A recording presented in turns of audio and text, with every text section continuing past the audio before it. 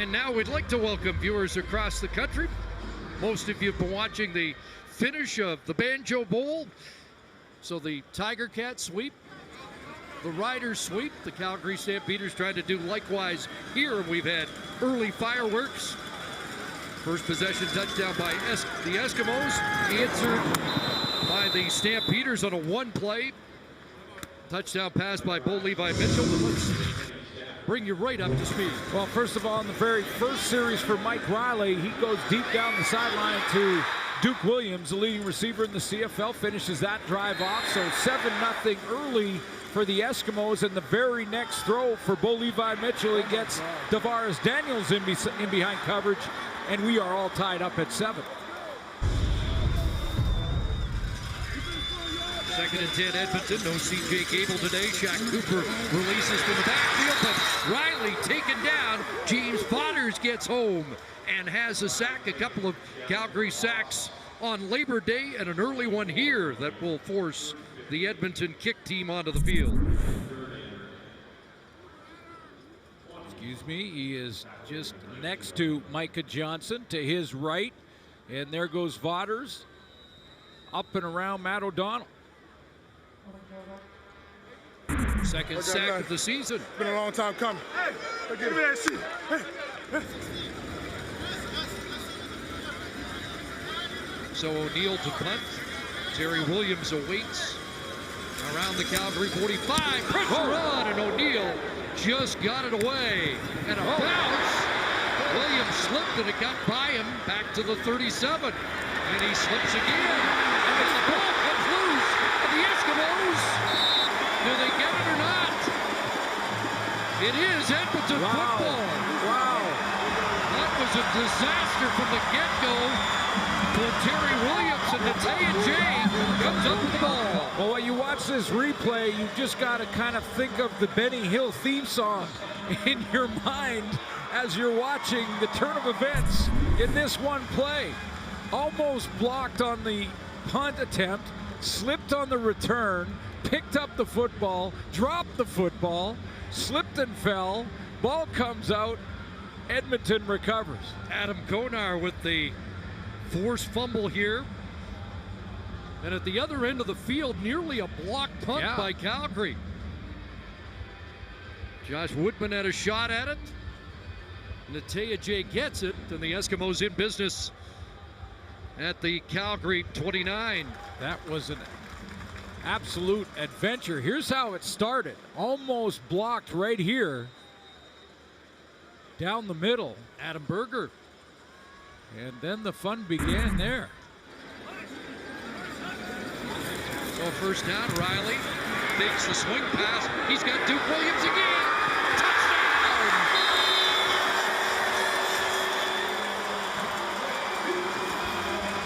Just like that, a 29-yard touchdown from Riley to Duke Williams. We're in for a wild one. Yeah, we are. Mike Riley completes this from deep in the pocket. And what I mean by that is it's collapsing around him. He is in a deep hole. You're going to lose sight of Mike Riley on this play. And he's not a small quarterback at 6'3", 230. But he throws it from that deep hole. A 29-yard touchdown toss to Duke Williams. 9th touchdown catch of the season for Williams. Second reception. Stop playing. 71 yards already for Williams in this opening 6.5 minutes. John White provides the convert, and the Eskimos had their second 7-point lead of the first quarter. Stop playing. Well, how do you like it so far? Nothing but big plays, and Duke Williams in the middle of it. 14-7 Edmonton.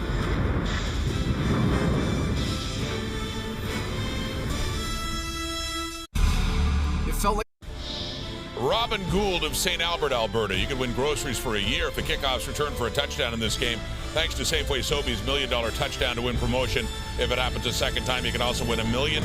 Good luck, Robin. Back to the game now, and Chris and Glenn. Thank you, Rod. What a game it looks like it's going to be today. Eskimos scoring on their first 2 possessions. And a touchdown after the Calgary fumble on the punt return by Terry Williams. Well, we've got two great quarterbacks. They still have lots of weapons, despite the fact they lost a couple with Kamar Jordan for Calgary, Darrell Walker for Edmonton. But leaning on 1 and 1A, and it's Duke Williams for Mike Riley, and it's Tavares Daniels for Bo Levi Mitchell.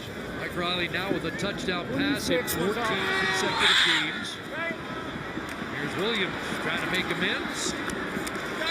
Up to the 34-yard line. Brian Mitchell gets an assist on the touchdown because he's going to be that number 2 receiver that's going to clear out, and he allows for Duke Williams to kind of run that wiggle double move again and get down the rail. He's with these double moves, he's got time, and again, Mike Riley hangs in the pocket so he can take the time to set up his defensive backs and find that soft spot. So playing some team ball right now. Darrell Walker first to go over there and celebrate with Duke Williams.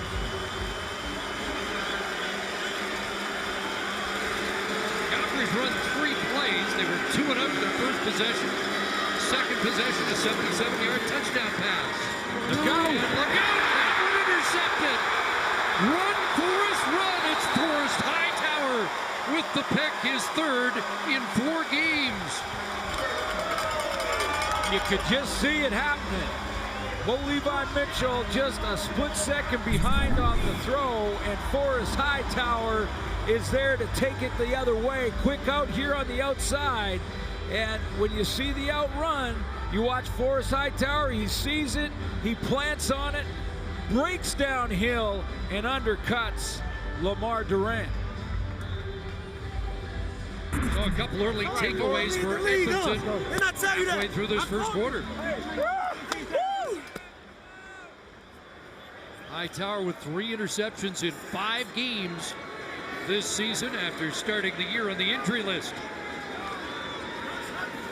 In the red zone, a handoff to Shaq Cooper and a cut back into the traffic. And dropped at the 12. Pickup of 2. Well, they got away with it last week with a few turnovers, the Calgary Stampeders, but Dave Dickinson wants to end that. This team's been very good in that department. I mean, their giveaway takeaway is plus 15, 1st overall. Uncharacteristic. It really is. And you don't want to flirt with it because it's a stat that gets every team. You lose a turnover battle, you're often losing. Winnipeg can vouch for that. 2nd and 8. Pass near the goal line, coming back for the football is Brian Mitchell.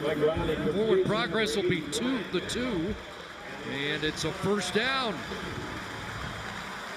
Brian Mitchell, I'm sure, is pumped. I mean, he's got a chance here to pick up the slack for Darrell Walker and get targeted a bunch more. He's played sparingly throughout the season, had a big game against Montreal. 7 catches, 128 yards in that one. But the ball will be placed on the 4-yard line with a 1st down for Edmonton. Darrell Walker was getting targeted about 7 times per game. So who picks up that slack? Maybe Brian Mitchell. Back at the 4, which was where they had to be to get a 1st down, and apparently Andre Prue has given them the 1st down. This is the 2nd time today we've seen the video official respot the football to a correct spot. And it's 1st and goal from the 4. Play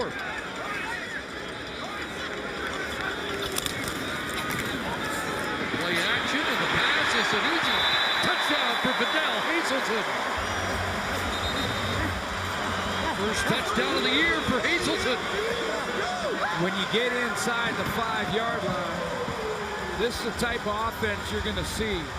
It's misdirection, it's picks and rubs, it's trying to get the defense to freeze because it only takes a split-second freeze and someone's going to squirt open one side or the other, and this time it's Vidal Hazelton. He just flashes open to the left side of the formation, uncovered.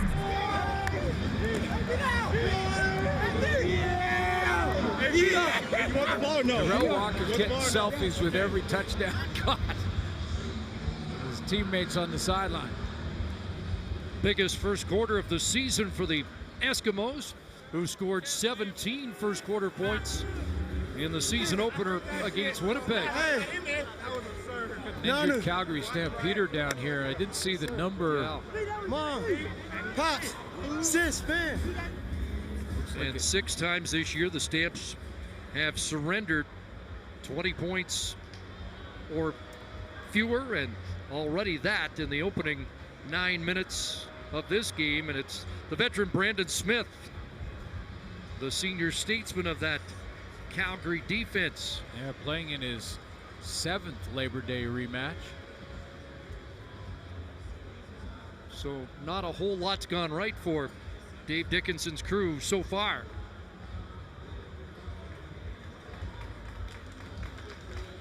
Not very often this Calgary team has to try and come back from a big deficit this early.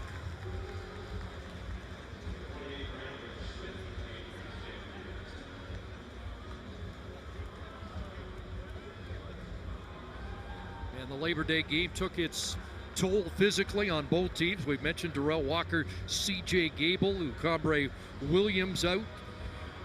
Ciante Evans injured. Don Jackson unable to play in the rematch after starting last week. See what happened to Brandon. Take a look. There's a play action. And here comes the rub. Brian Mitchell. That's a flat out straight pick missed. You've got to make it as a receiver much more subtle than that, although that one completely missed, and that's why Brandon Smith was out. That was a straight pick. It wasn't called. Convert from White is good. 21-7.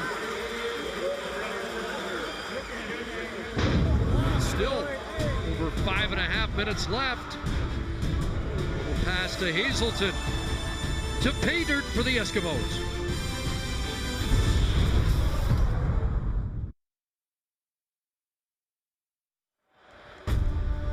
The CFL on TSN is brought to you by the Nissan Titan, official vehicle of the Canadian Football League.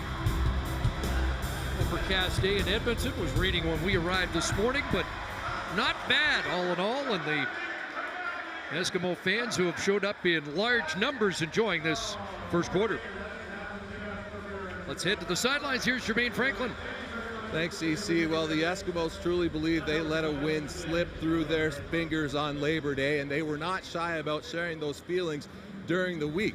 Now, Duke Williams said that the Stampeders were, quote, just a regular team. C.J. Gable said despite their 9-1 record that they were not a super team, and they both went as far to say is that they gave that win away. And it doesn't take long for sound to travel down south. Bo Levi Mitchell decided to respond on his weekly radio show. He simply said that those comments were disrespectful.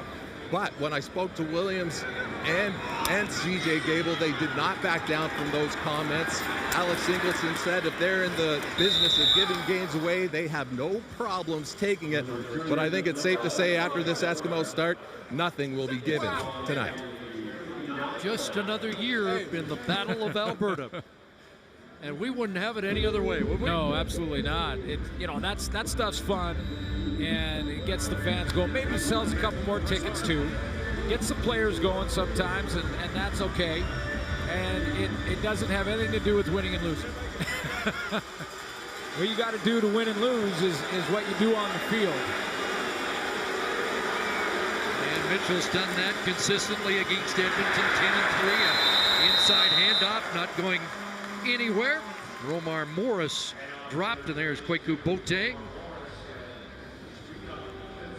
And Don Jackson unable to suit up for this game. An ankle sprain from the Labor Day game.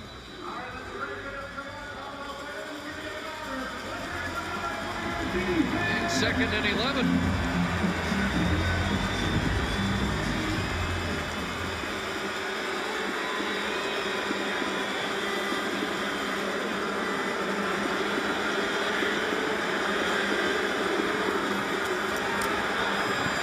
Stands in, open target, Lamar Durant, but out of bounds, incomplete. And the Stampeders will have to punt it away. This Edmonton defense continues to improve. They're first in the league in sacks. They're sitting in second in interceptions.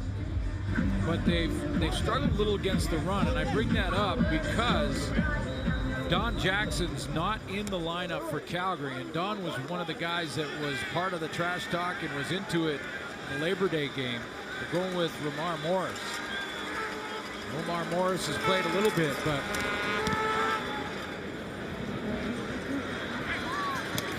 Jordan Robinson fielding the 51-yard Beaver punt and bumped out around the 29-yard line. Well, it was Calgary winning on that last second field goal last week, and for Duke Williams, it was a tough bus ride back to Edmonton. We was hurt. You know, we gave the game away in the second half. We had 5 bad drives in a row, which has really caused us the game at the end of the day. So, you know, that hurt us, and we had to take that bus ride home with that L. So we had to think about that for 3 hours, and then we had to come back and watch film. So that hurt even more. And in that stretch, 3 turnovers in a 9-play span on offense. Riley underneath, and Hazelton took his eyes off the ball. Yeah, well, when you take a look at Duke Williams, I mean, he's doing his part. 15 targets, 11 catches, over 300 yards and 3 touchdowns. And you know, when you lose a game anytime, it makes you physically ill. But when it's the rivalry game and it's the Labor Day game and you got to take that bus ride, that's real tough. You want that feeling to go away as quickly as possible, and Duke Williams has got a little jump to his step tonight. Riley, 2nd and 10. Look out! That one intercepted. It's Robert Wright with his first CFL interception, and that's a big play to get the Calgary Stampeders back in this football game. Couple targets there to Vidal Hazelton, and both missed. I think he was the intended target here again. He was. He's running that deep curl. Coming back in the game, Brandon Smith gets a little piece of it and helps in the tip up in the air, and take Glover Wright back there in deep coverage. A little tip drill. That's why you practice it. Hustle to the ball and good things will happen. So the Stamps in business. Eskimo 23, low shotgun snap. Fielded well by Mitchell, throws into the end zone. Incomplete, intended for Mark Michelle. Aaron Grimes in the vicinity, but Michelle in behind coverage. Right in the corner, and it was placed by Bo Levi Mitchell. It was placed by Mitchell to, you know, put it where only Michelle could get a shot at it. He didn't want Aaron Grimes, who's going to pick him up deep here. Dropped in the zone coverage. There's the deep coverage from Grimes. It's either Michelle in the corner or no one gets it. No catch for Michelle last week. 2 targets in the Labor Day game. 2nd and 10.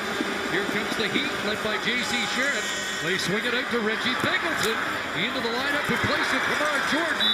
And that's a big first down to the Edmonton 10.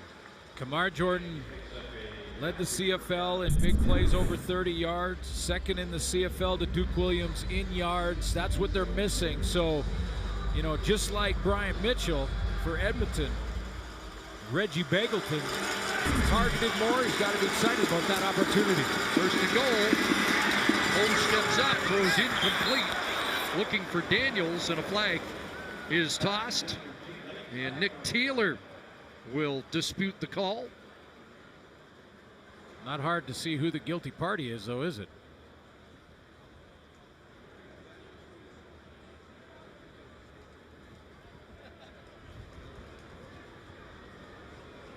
He's saying it went both ways between he and Davaris Daniels. Defensive pass interference.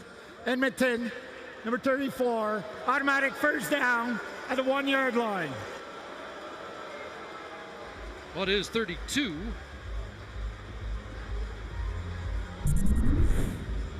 You know, he may have a bit of an argument here, Nick Taylor, because there's The ball Daniels. will be placed at the 3-yard line.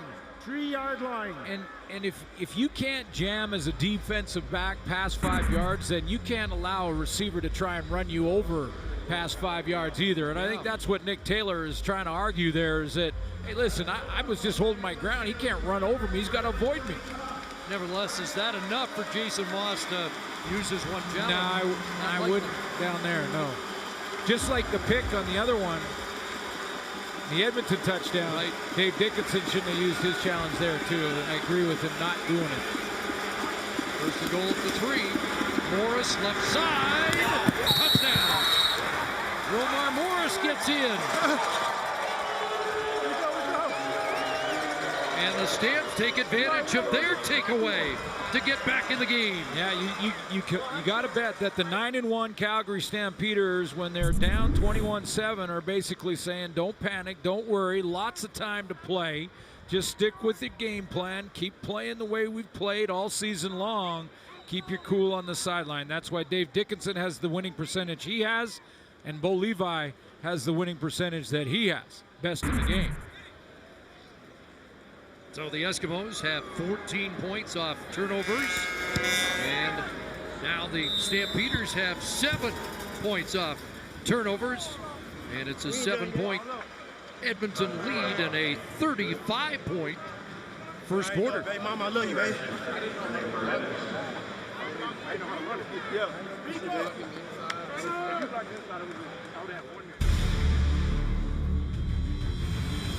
Make your getaway with intelligent all-wheel drive in the 2018 Nissan Qashqai.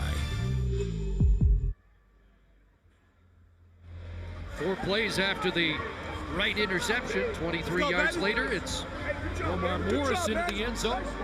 You already know, baby. Let's get it. And what a first quarter. Good job, Bo.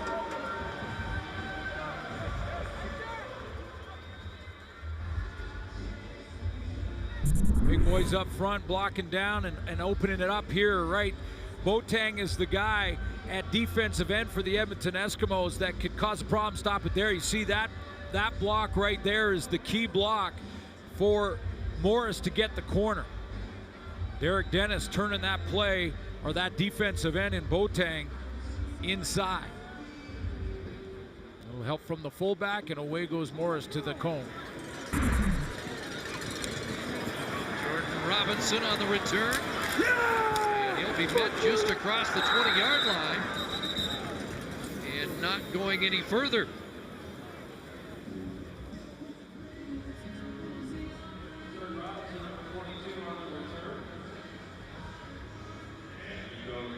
Duke Williams, 2 catches, 71 yards, and a touchdown here in this first quarter. And with 7 100-yard games already, threatening the Edmonton Eskimos single season record. He had a run there of 5 in a row, then a couple of games where he was below the 100 mark, and then back the last 2 over 100. So at 7 and closing in on some big names there.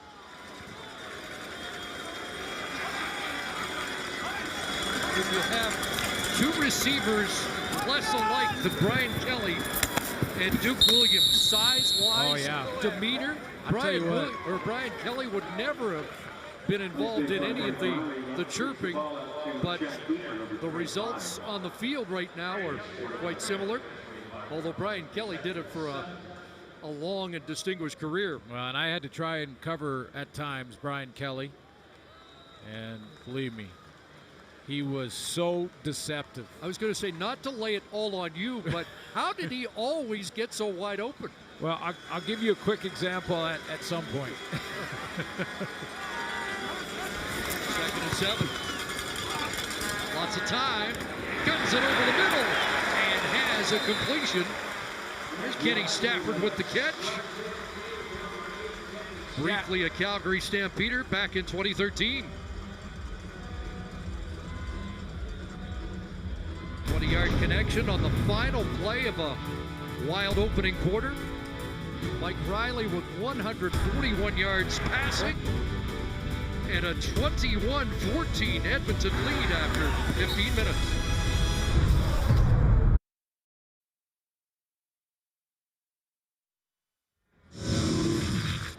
this game has a history of being a wild affair. The Labor Day rematch, and that first quarter was right on script. Yeah, seeing some offense here tonight. Points off turnovers important. So here we were. It was a cold game in Edmonton, and I want to get to Brian Kelly because we have an injury. I'm playing for Saskatchewan at free safety. We have an injury at corner. I believe it was Terry Irvin was nicked and went down. I went and played corner, had to cover Brian Kelly. So it's cold game, and he has his hands in his hand warmer, and he steps off the line like it's a running play, like nothing's happening. So I kind of relax for a second. He takes off, and they hit him deep. I chased him about 10 yards behind him for 70 yards for a Brian Kelly touchdown. He tricked you. He could route run on you. Brian Kelly was as good as it got. Welcome to the CFL moment, Rook. Yeah, that wasn't fun in the film room afterwards.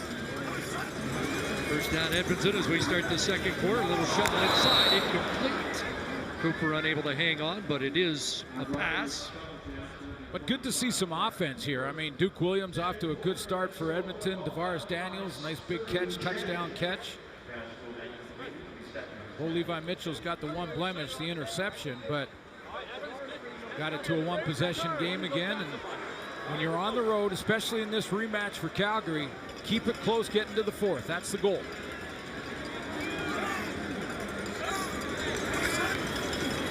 Second and 10, four-man rush. Riley to the wide side, and that's too much, too high for Bryant Mitchell. And the Eskimos punt team will come on.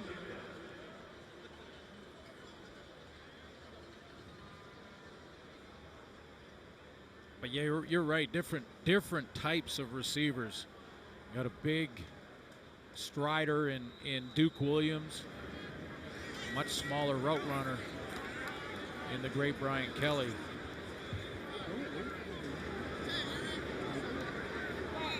Terry Williams is back along with Troy Studemeyer.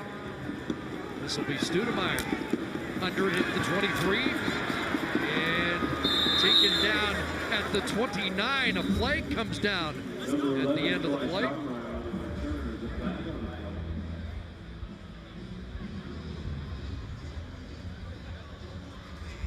Shaw Road to the Grey Cup continues next week. Friday Night Football.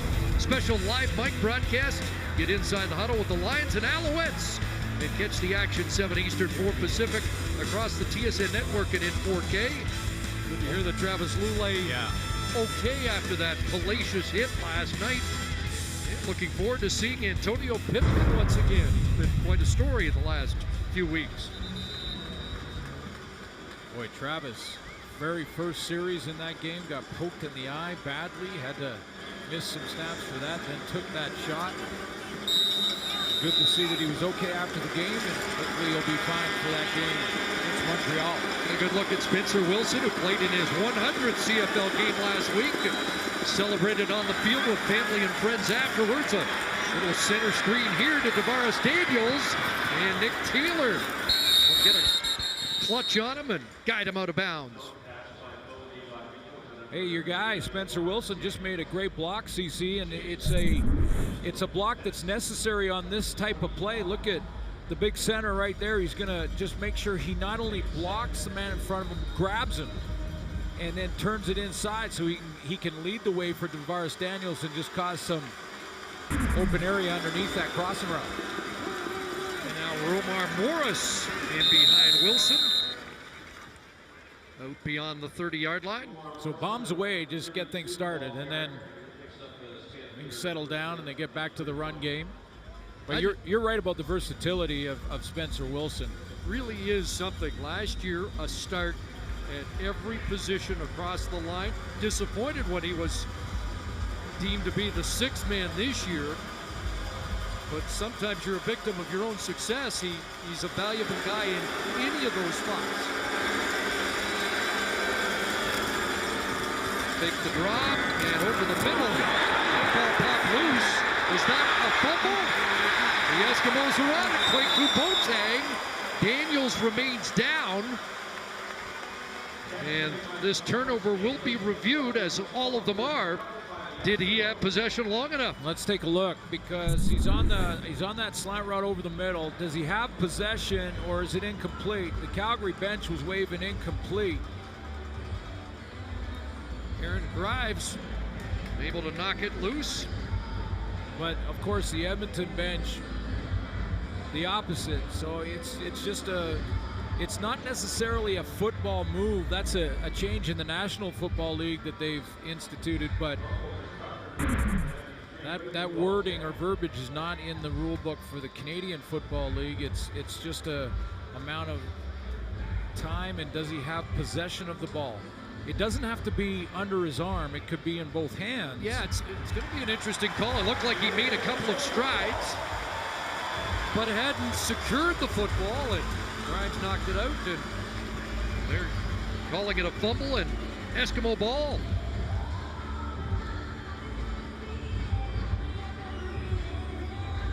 So that's the third turnover by the Stampeders in this first half. Team that came in plus 15. Fewest turnovers committed and the most takeaways coming into the game. And Cooper, a couple of cuts there. And runs it 5 yards to the 45. Yeah, I'm going to chalk that one up as a takeaway, and that's caused by Aaron Grimes. That was a hit to knock the ball out of the hands of DeVaris Daniels. Sometimes it's sloppy play and a lack of concentration. An offensive player puts the ball on the turf, and that is a turnover and a mistake, a giveaway almost. But Aaron Grimes made the play on that last one. And he'll relax on the sideline. Apparently that takeaway felt good. Whoa. Over the middle. Whoa. I'll tell you what, even the best ones get in trouble when they roll to their left and try and throw it back over the middle. And Jameer Thurman almost made Mike Riley pay here. When you're rolling this direction and you try to throw it back against the flow, you can get in trouble real quick. And watch Thurman cut underneath this and almost take this. He's just a second too late. And there was another DB for Calgary cutting underneath it. John White out to attempt what would match his season long. He has hit on his last 3 from beyond 50. This from 52. And he is good. Just enough. Might not have made it from 53, but that doesn't matter. 24-14 Eskimos.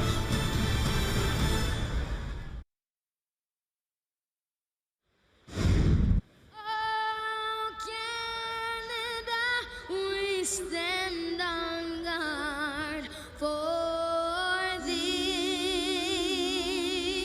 Oh, Canada, we stand on guard for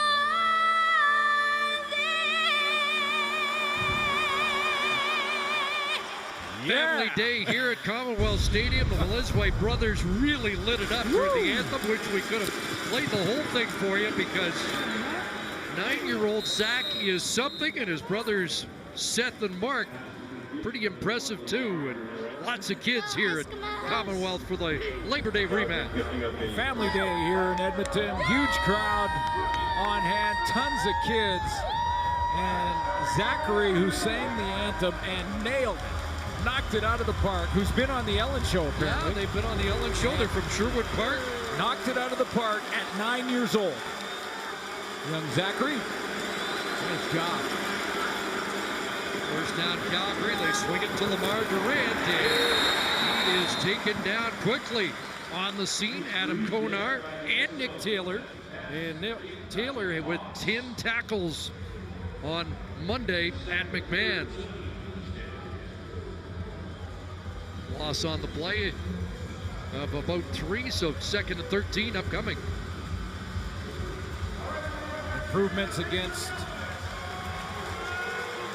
the passing game, improvements in points allowed, improvements in sacks, and the pace for sacks, all for this Edmonton defense from this year to last. And Joel, lots of steamboats, and he's got It looked like he had just overthrown Markin Michel, but the next layer was Beggleton, and he made the catch, and it's a 28-yard Calgary pickup. Yeah, by this time, when you get into the scramble rules, and the time to get rid of this ball was long gone. I mean, Bo Levi Mitchell took about twice the amount of time you normally do in the pocket. Looked like it was overthrown. There's Markin Michel, and he tries to get, there's a guy in behind him, but they're just scrambling to find an open part of the field. That's a 28-yard gain, a little bit lucky. Second catch for Beggleton, who, when not in the lineup, both Levi Mitchell said could start for any other team in the league. Here's Morris. And Romar Morris has another Calgary first down to the Eskimo 26. Blitz coming from Bo Levi's left side, and when that happens now, he just has to throw it over this blitz. He has to find the throwing lane and throw it around the pressure coming, because the guys are free. See the two guys coming free off the edge, and he has to throw it over that rush. Now he's got some open room. Put it in the hands of his running back. Mitchell 8 completions in this first half, but for 165 yards. First and 10. Lots of time again. Corner route for Beggleton. He is on target. Wow. Inside the 5-yard line. Richie Beggleton brings it down. Wow, we're watching a quarterback display now. I mean, Mike Riley in the first quarter. Bo Levi Mitchell, he's heating up. Nice little corner route here on the inside. But look at the accuracy on the throw. Man over the top is the safety, Josh Woodman. And he drops it in between the two Edmonton defenders. Calgary always seems to have the next man up, and Beggleton for Jordan has been solid in this first half. 9 games last year. This is second season with the Stamps. And now the handoff to Andy Milanovic-Leiter, and that's not going very far.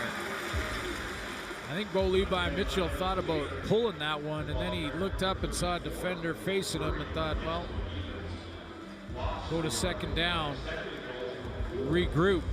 But at this point, just inside the 5, you're really looking like it's basically a, watch Bo come out here, and then he takes a look, keep running at guys for a second, and stretches out. He takes a look, he sees a defender, and then the play goes with the football. But passing down now, really, unless they go draw.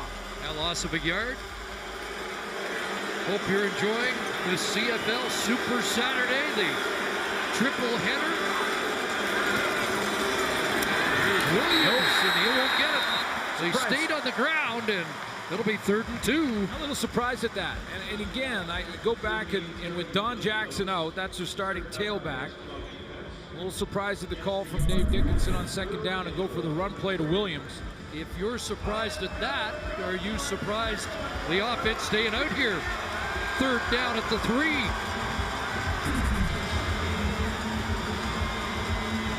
Yeah, I am. I'm taking the points, make sure it's a positive feeling coming off this drive, but we'll see if this gamble pays off. They get the field goal to get within 7. They want more. Here we go. Mitchell cornered, and it's dropped. Daniels can't hang on. And it's a turnover on downs. And that's the 4th turnover of this first half.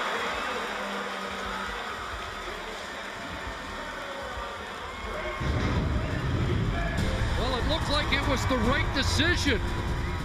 The ball right on target. But it's a drop and a turnover.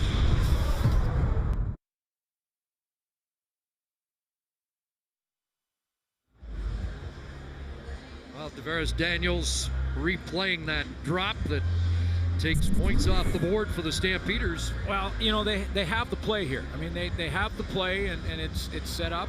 But this is the human element of football, and now they have the disappointment of the miss, the turnover, and no points. And that's why taking points, conventional wisdom says take the points, keep the momentum and the positive feeling. The analytics guys say they backed them up, though. But there's the answer to that. Duke Williams just got them out. And Duke Williams is down now. Darrell Walker last week, Kamar Jordan last week, and let's hope Duke Williams has not been added to that injury list of star receivers. Jalen Saunders on a play that he goes over 100 yards in the game. We'll see what happens. Wow, just a tremendous throw from Riley. Let's see what happens at the end of it. Adeleke with the attempt there and just a hit from the outside. Big hit by Roberson, who took out Darrell Walker last week with a clean hit. And now the other member of that Eskimo dynamic duo remains down and will step aside.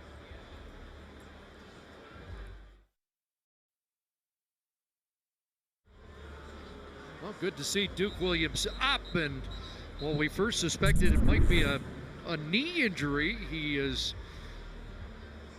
clutching his wrist as he goes to the sidelines. Yeah, because he was hit low, and that's why he looked like he grabbed the back of his knee.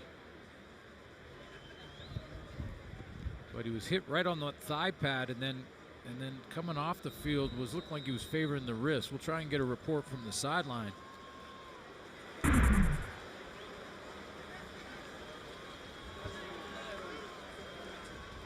32-yard play, though, gets them out of the shadows of their goalposts, and hand off to Cooper up across the 40.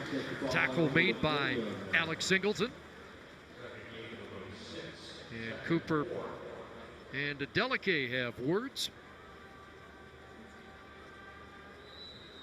Different kind of running back for Alex Singleton to deal with here today. Gable and Cooper, very different styles. Yeah, Cooper is going to try and shake you in the hole, and C.J. Gable's much more physical, downhill type runner.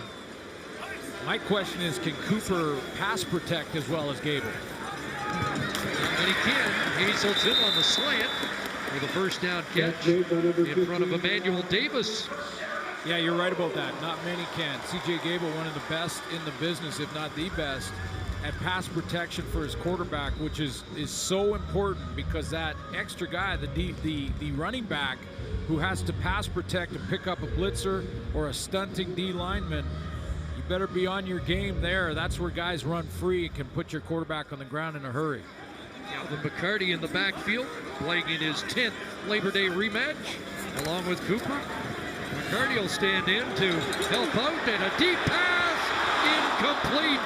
Big shot for Kenny Stafford, and he couldn't track it down. You know, Stafford, he let up a little on the route. He was around the 30-yard line, 25-yard line. He's the outside receiver here, right there, and watch, he's going down the field. He's going to slow down right about here, get into kind of a stride. Then he notices the ball's thrown to him, and he tries to accelerate to it, and ends up going right through his arms, right through the wickets.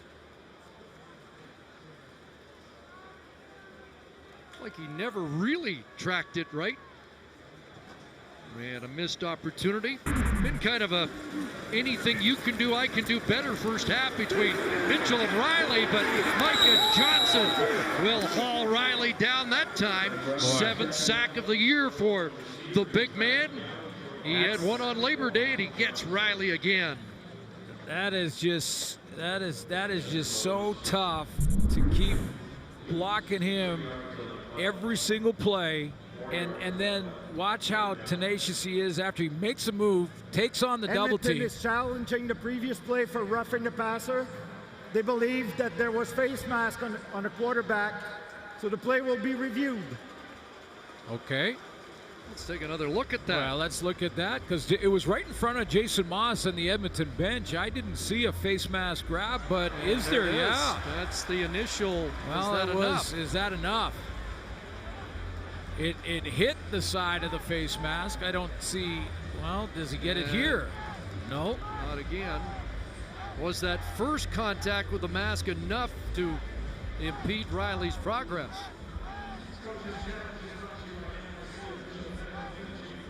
It definitely turns the head.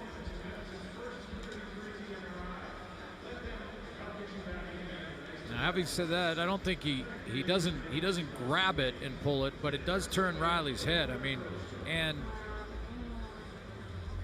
at this point, Riley's a running back, not with the same protection he'd have as a pocket passer. Once the quarterback starts to run like that, he's basically considered a ball carrier.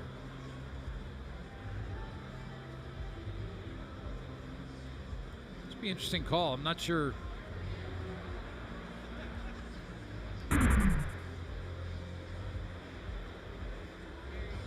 So the head twisting like that was probably enough.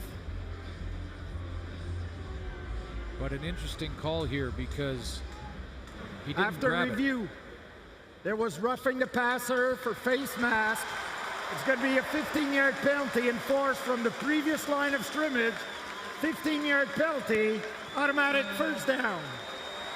Well, Micah Johnson's not happy because, it was, from his perspective, so incidental, but it did turn Riley's head and pull his body.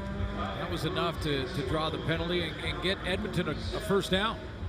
And Jason Moss apparently does not want to give Calgary any chance of regaining some momentum in this half. He uses his challenge, wins it, and now it moves into Calgary territory to the Stamps 47.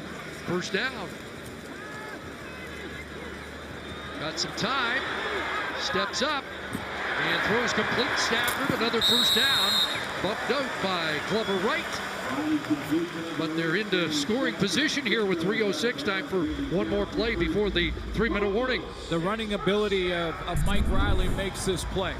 And Riley's run for over 300 yards. And what it does when he takes off like that, the defense almost freezes. They react to come up and make the tackle on him. And that's what Jagger Davis did, who was dropping. And that left Stafford outflanking him on the outside. 7th play, and remember, this drive started at the Eskimo 3 after the turnover on downs. Play action fake. Hazelton put his head down and drives down to the 26-yard line. So the Eskimos have a 10-point lead and the football as we hit the 3-minute warning.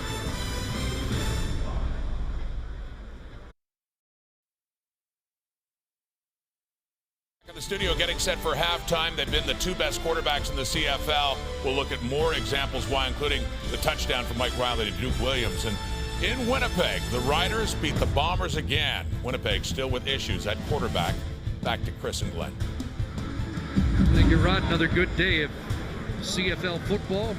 Duke Williams has gone to the room here, unfortunately, for Edmonton. 2nd and 5 for Mike Riley. 199 yards passing. Over 200 as he connects with McCarty. Ball was knocked loose and bounced back towards McCarty. Who's got it in that scrum? Looks like the Stampeders are on it. And it is Junior Turner who comes away with the football. Well, no one has played in more Labor Day rematches than Calvin McCarty in this game tonight. That was Falarin Orimalade who knocked it out. Yeah, from behind. Actually deliberately punched the ball out. Offensive coordinators will work on that in practice.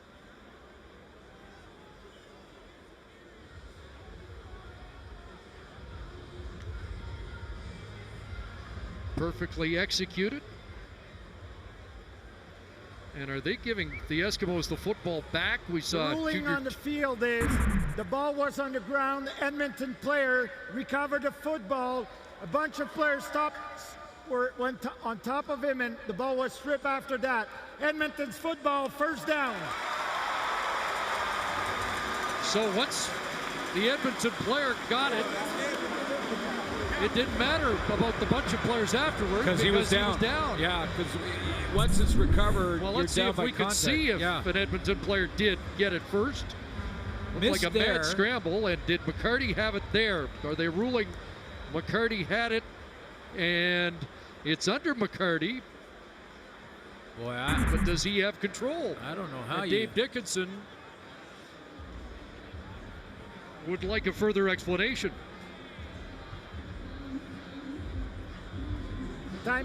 Timer, please reset the clock.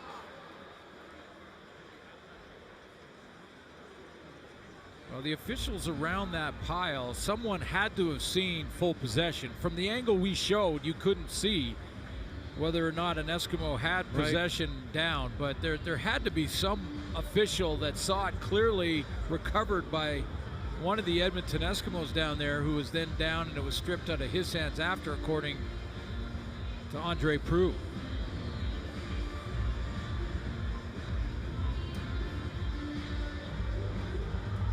So the video official might be taking one more look, and that is why we have a delay. It was pretty clear Junior Turner had the ball when they unpiled, but again, the official... Timer, please reset the clock to read 2 minutes and 20 seconds. 2:20. Going to add a second to the clock. The officials believe that an Eskimo had it long enough and was down. Let's take one more look. Yeah, because this look, if Calvin McCarty does not somehow get it in there, I don't know how another Edmonton Eskimo could possibly have got possession over Junior Turner there. I think they thought McCarty got it back. Yeah. Slim pass for Hazelton. Unable to grab that off his shoelaces, and Riley nicked as he gets up. Sorry, Chris. Jagarrett Davis got up the field quickly there. That was the problem for Mr. Riley here. Jagarrett Davis, watch how quickly he flashes in Riley's face. Play the run, redirect, whacked him. Eskimos second in the league in second down conversions. 7 for 11 in this first half. 2nd and 10. Here comes pressure. Riley sidestep one, but and then Brandon Smith wasn't. Big hit on Riley, and the flags fly. Alex Singleton arguing Calgary's case, but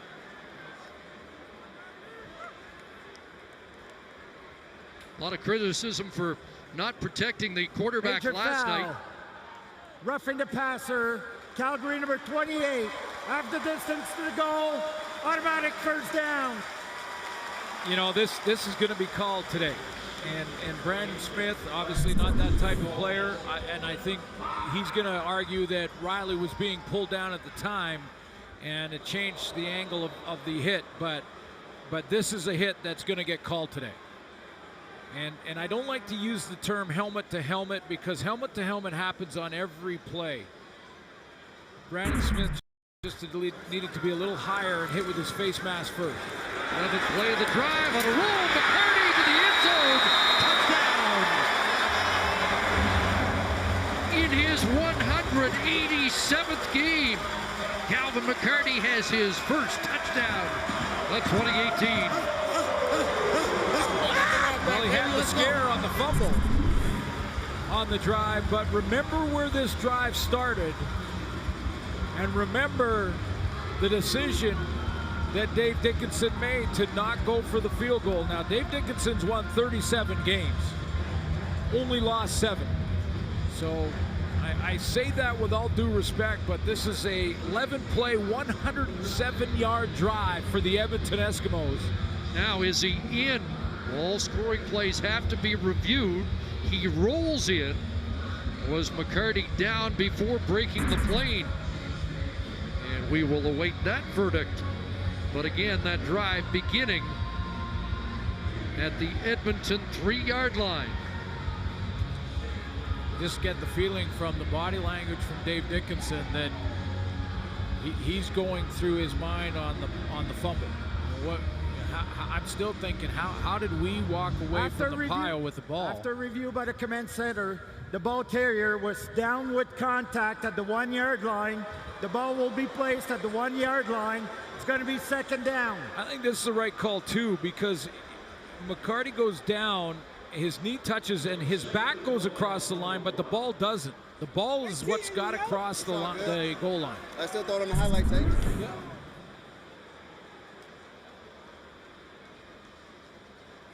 Knee down there, his shoulder's over, but the ball is not. Emmanuel Davis with the stop. 2nd and goal. Stamps digging in for a goal line stand. Riley straight ahead, and he's got another touchdown. 10th of the year from Mike Riley.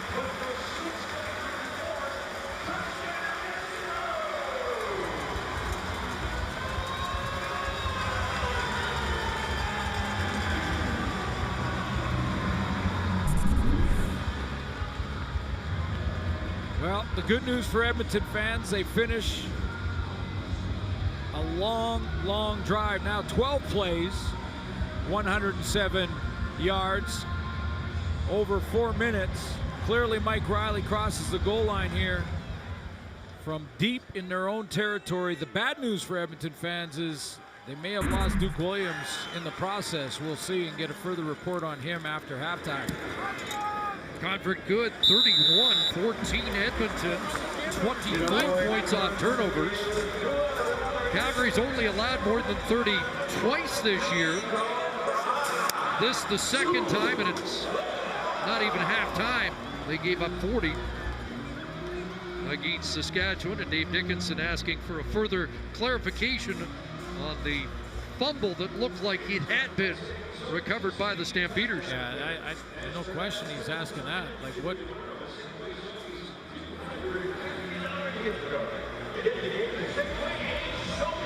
But it doesn't take away from 107 yards. I mean, and that's the risk of going for it, and just the letdown that your team feels if you don't get it.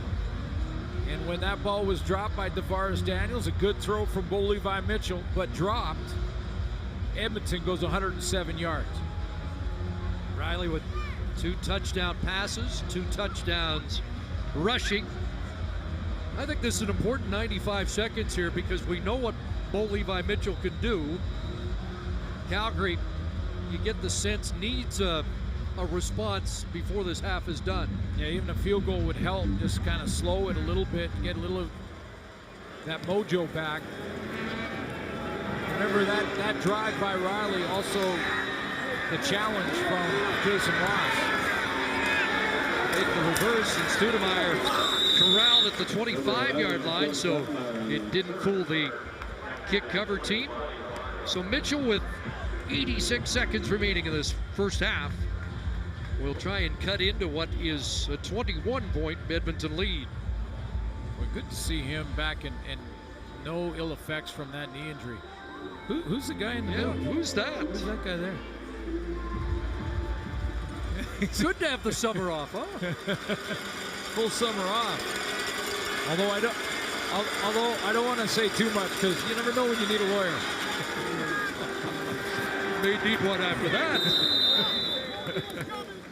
There's Romar Morris with a catch close to a first down up at the 34-yard line. You're right, Chris, though. This is important, minute 20 here, because, you know, Bo's got the tempo offense going, get into field goal range and try and get a little bit back, chip away.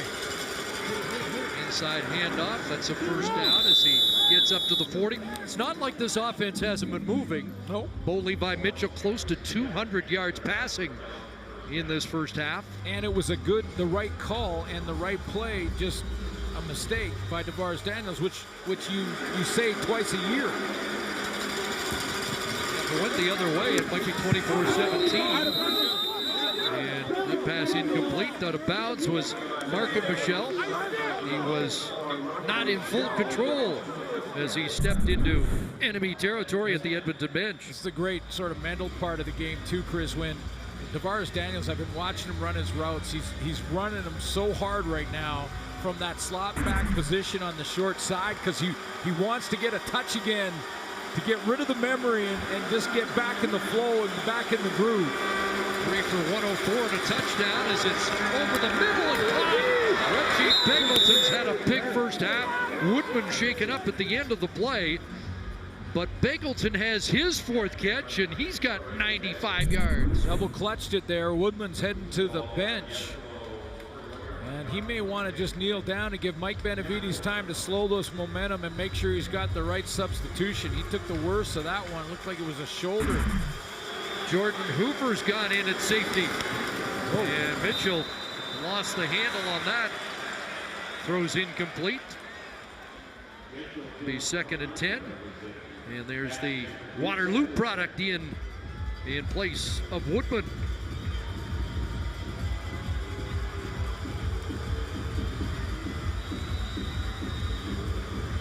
Woodman, who played a prominent role last week. He seemed to be all around the football. A couple of missed opportunities for interceptions. Yeah, Jordan Hoover looks a little like Thor. Up there with good hair.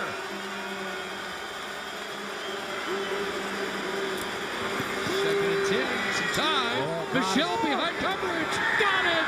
Cone, touchdown!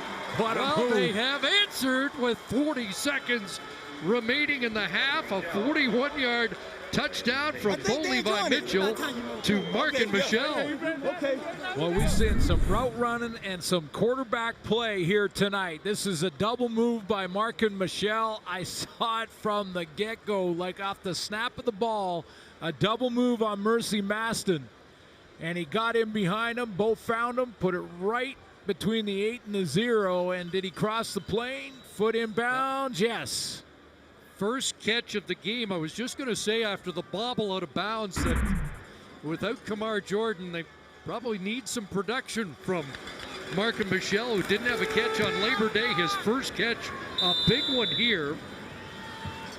Bo Levi Mitchell has passed for 267 yards in the first half, and he trails by 10.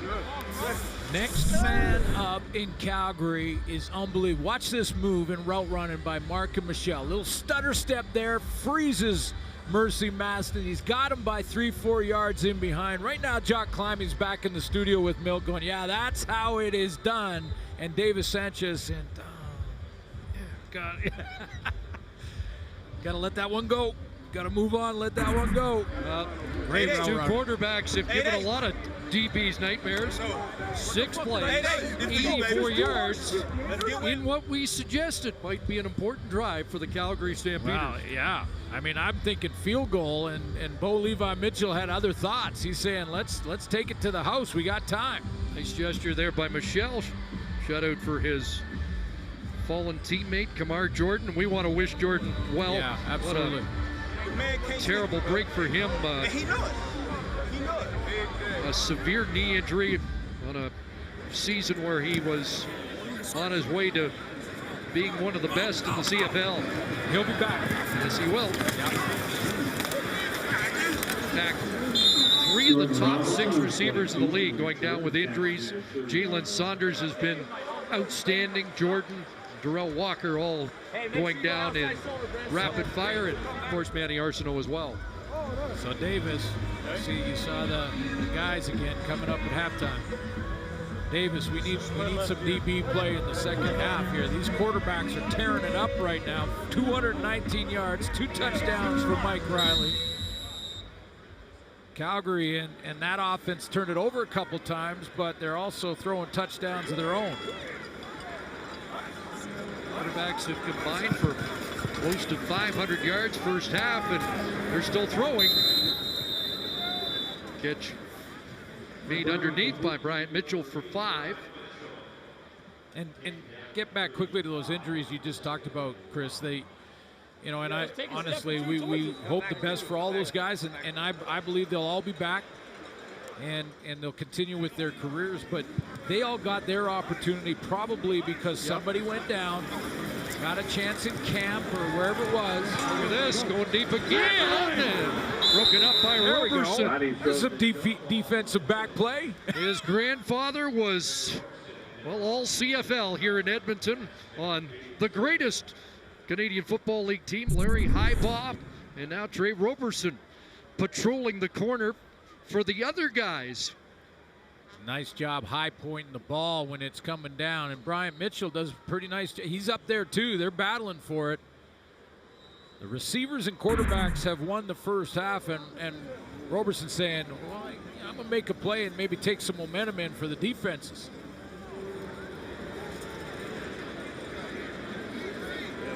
bigger guy than his grandpa was. Not sure he's as fast. Not many were faster than Larry Highbaugh. Terry Williams a little bobble, but now he's on his way. 55-yard punt and a quick stop on the tackle by Tanner Green. Newcomer, out of Concordia. Nice ISO of Tanner Green on punt cover. Get down, stay in your lane, and then break to the football. Head on the right side. Nice home field tackle. That's where you get your start.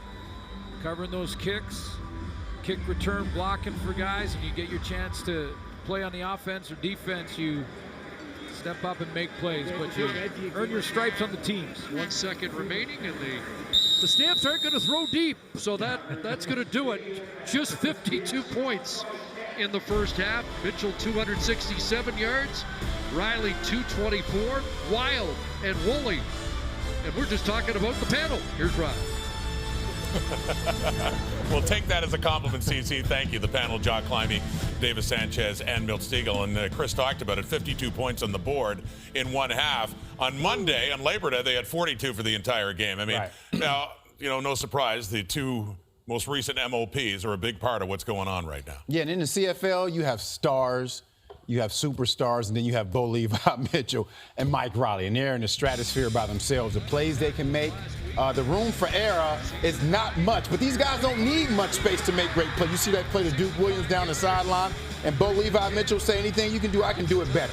And Bo Levi Mitchell is missing some of his top players, but he's making these guys look good. And that's what great guys, great quarterbacks do. They make average receivers great and great receivers superstars. And this is a big play for the Edmonton Eskimos because we don't know what's going on with Duke Williams. They already lost Darrell Walker. Duke Williams, we don't know the status of him. Hopefully after halftime we know. Hopefully he's back because he's one of the stars in this league and he needs to be playing. Yeah, and I wanted to show an example of what makes him a special player. It's also scheme. I mean, you need to have a great quarterback, you need to have great receivers, and you have good schemes. And this is an example. This is a touchdown. And let me just show you what's happening here with what you got is the slot. Okay, Bryant Mitchell taking two guys up the middle. And this gives Duke Williams the chance to do a double move because he knows the safety and the halfback are keying in on the slot, and now he's just got to worry about the corner. One-on-one. And if you can't beat one-on-one coverage in this league, you won't play. And Duke Williams is one of the best, and he's got a great quarterback who's going to put it on him just about every time. And, yeah, we're all worried about him because this league can ill afford to lose another superstar receiver. It didn't look like a serious knee injury. I think he'll be okay. I was hoping it's more of a bruise, but anyway, we'll see. You see how he gets in and out. His size, getting in and out of those breaks. That double move, guys his size don't get in and out like he does, but he's impressive. Yeah. Bo, you see like he obviously misses Kamar Jordan and Eric Rogers. That's a fact. These are two of the best receivers in the league. But it doesn't look that way in the first half if you look at what he's doing. This pick right here, this is two-man right here. It looks like Bo gets tricked. He doesn't. In two-man coverage, the corner is the only guy that doesn't have help over top and can't undercut routes. But right there, now this is a situation outside. He doesn't have Kamar. He doesn't have Eric Rogers. Right there, that was who we had out there? Who we had out there? Talk to me. Durant. He's from Vancouver, right? He's from Vancouver. Lamar Durant. Yeah. He's used to being a slot guy, a bigger body guy. Right. That's not the timing that Bo's used to. Right. It's going to take time to build that rapport with those guys that he had with Eric, with Marquay McDaniel last year, and with Kamar Jordan. It just takes time. The talent they have, it takes time to build a rapport. We've seen that with Calgary before. Next man up, DeVaris Daniels, unfortunately for him, dropped that touchdown. Sorry, Lamar Durant, you're from the hood. I forgot about you. Mark and Michelle, we'll be back to talk about the Banjo Bowl right after this. No love for my Vancouver. A battle of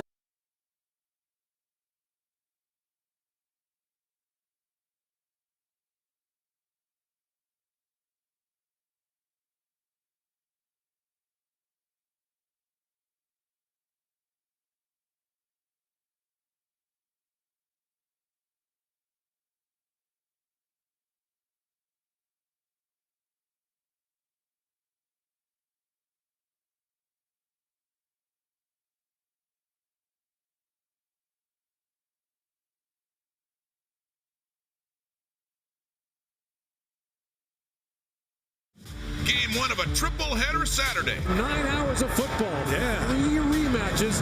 Looks down to the goal line. Brandon Banks, touchdown. Lots of time for Mazzoli. Throws over the middle. Banks reaches up, grabs the ball. He is gone. And Brandon Banks continues his astonishing roll. Here comes the rush. Mazzoli gets it away to Green. He's got room to run. Touchdown, Hamilton. What a play by Jeremiah Mazzoli. Ticats have won 4-5, including a sweep against the Argos. Strummin' and hummin', pickin' and a grinnin'. Banjo Bowl is on. Batted down and into the midst of Willie Jefferson. Goodbye, Willie. Calling his own number, and he threw it right into the midst of Sam McGuavin. Breaking news, Chris Streveler's going to start here in the second half. Streveler's going down, he tosses it up and is picked off. The Banjo Bowl is soon going to be renamed the Pick'em Bowl. Yeah, Riders beat the Bombers again. The headliner here, though, Jock, I mean, Matt Nichols continues to struggle. And Chris Streveler, not much better, really. I mean, they got real question marks at quarterback right now. Winnipeg does. Yeah, you know, unfortunately, the Bombers have run up against some pretty good defenses in recent weeks. And this is an offense that was looking pretty good for the first part of the season.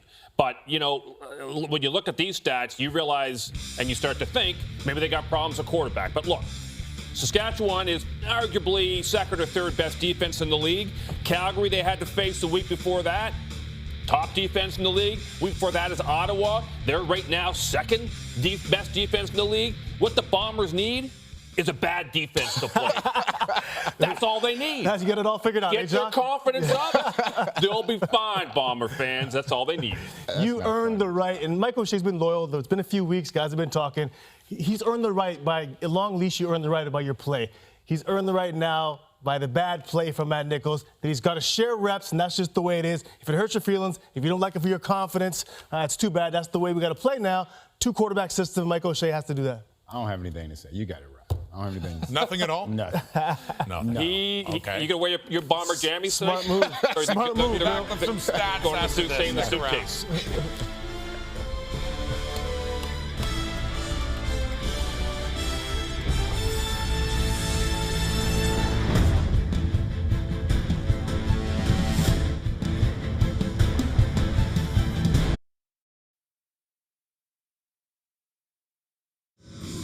10-point Edmonton lead at the half. Here's Milt with the stats. Yeah, what a first half. What is that, 52 combined total points? And what about these two super quarterbacks? They're totally tearing up. The one thing that stands out to me are the turnovers. Calgary has turned over the ball too many times, and Edmonton has took full advantage of it. Mike Riley having another spectacular half. 2 touchdown passes, 2 rushing touchdowns. And here's Riley now with Jermaine Franklin. Well, Mike, it was an incredible first quarter and a great first half for your team, 31 points. Can you talk a little bit about the answer that you guys have had so far after the Labor Day loss? Oh, we just got to come out and keep executing, man. I mean, we played pretty good football. Protection been good. Guys have been making plays. But it's a battle. I mean, 31-21. This is, we may as well point it 0-0 coming out of the half. We got to play a great second half if we want to win this game. Not all great news. How concerning is it that Duke had to go to the room? Yeah, it sucks. I mean, we lost Terrell last week, lost Duke. You know, the second quarter he made a great play, but, you know, our guys got to step in. That's the name of football. You lose 2 really good players. 2 really good players going to step in and fill the void. You mentioned the battle that it is. What is the expectation of the offense in the second half? Come back out and do the same thing in the second half we did in the first half. Obviously, we're capable of it, but it's not going to come easy. That's a damn good defense that we're playing against. They're going to make us earn everything we have, and, you know, we got to put up more points if we want to win this game. Thanks for your time. Thank you. Mike Riley and the Eskimos, they started quickly. Duke Williams having a big game and then got hurt. He's out. Other players to step up. Bedell Hazelton 2, second half coming up on TSN.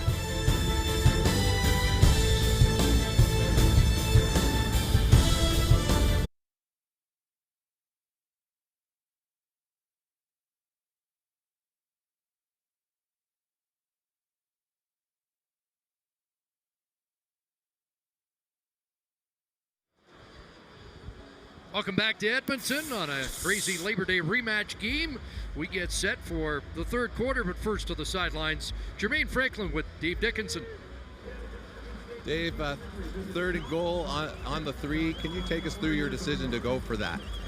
Well, I mean, you look at it, it's a high-scoring game. I feel like I'm always going to stay aggressive. And I thought we left something out there. Certainly was hoping that we could pin them down. Didn't work out. I'd do it again. 4 turnovers for your team in that first half, but the game is still within striking distance. What was the message in the locker room? Well, we took some haymakers, and they made a lot of good plays. We're kind of shooting ourselves in the foot, which is typical when we're not playing as well as we want. But we're battling. Got a lot of love for this team. We'll keep battling, see if we can win. Thanks for your time. Thank you. What do you think, Glenn? First to 50 wins today? Yeah, you know, and it was interesting, though, his discussion on the decision to go for it on 3rd and 3, and that with the score the way it was, with the first half the way it was, these two quarterbacks putting up big numbers, that worked into his decision, and that he would do it again.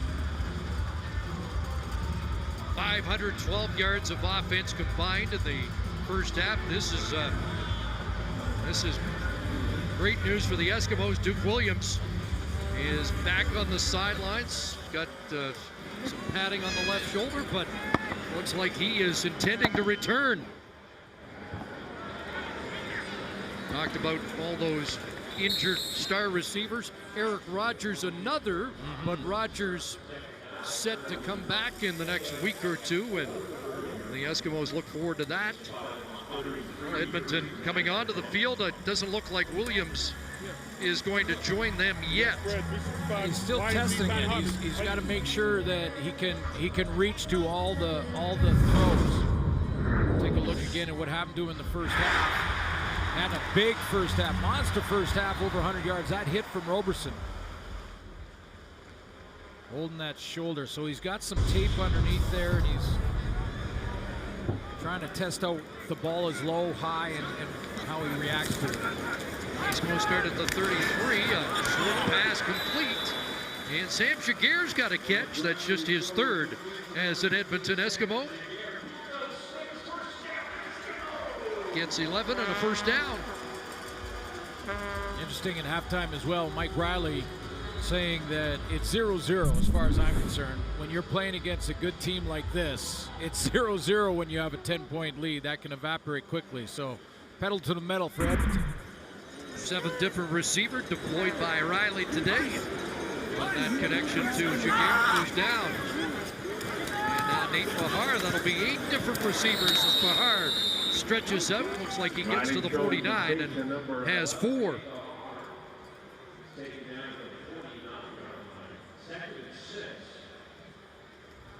Rookie receiver that they'd like to get more involved in the offense.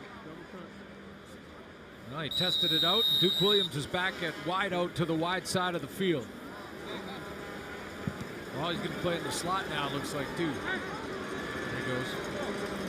Back in his spot. 2nd and 6. See, they go right back to him. Over the middle, they do, and Duke's got it. Hits the deck in Calgary territory at the 40. First down, and he continues to put up numbers. 4th catch, 124 yards on the day. You know, you get to, as he's right out on the outside here, you get to a point as a defensive backfield that if 81's out there, you better man him up, or if you're in a zone look, go ahead and take him when he gets into your zone. I mean, no question the favorite target for Mike Riley tonight. 61 catches on the year. First down, Cooper, and the speedster spins off, first contact, and down it goes to the 22-yard line. Terrific run for Shaq Cooper, an 18-yard romp.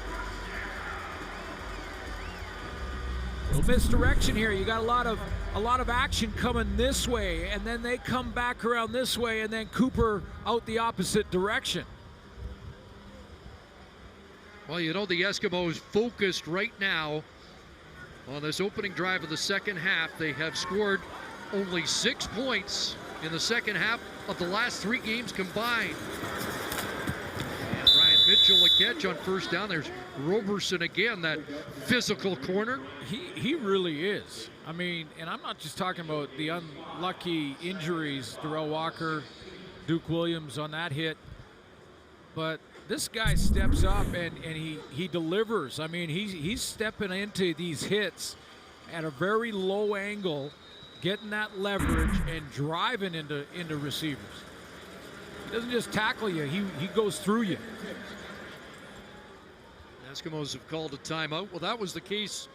He was downhill on Darrell Walker last week. Yeah. That was a punishing tackle. Nothing illegal or dirty about it either. No, that's what I mean. It's just a good, solid, like sometimes, you're trying to catch a guy and pull him down, afraid that you'll miss. There's the hit on Darrell Walker, but he's driving through players. Watch him come up and not just make a tackle, but knock him backwards. Again, clean hit on the midsection. The ones we've seen tonight, same thing. So 2nd and 5. And they're 3 for 3 in the red zone so far, and they keep this. No, Williams can't hang on as Glover right over the top, jarred it loose. Yeah, I know they're going field goal team. A little slow to get up. He's clearly protecting the injury as well, because we saw him on that first catch and the first play back. He went down when he saw contact coming. And I'm wondering how much grip strength he has trying to fight through this injury. So Sean White's on.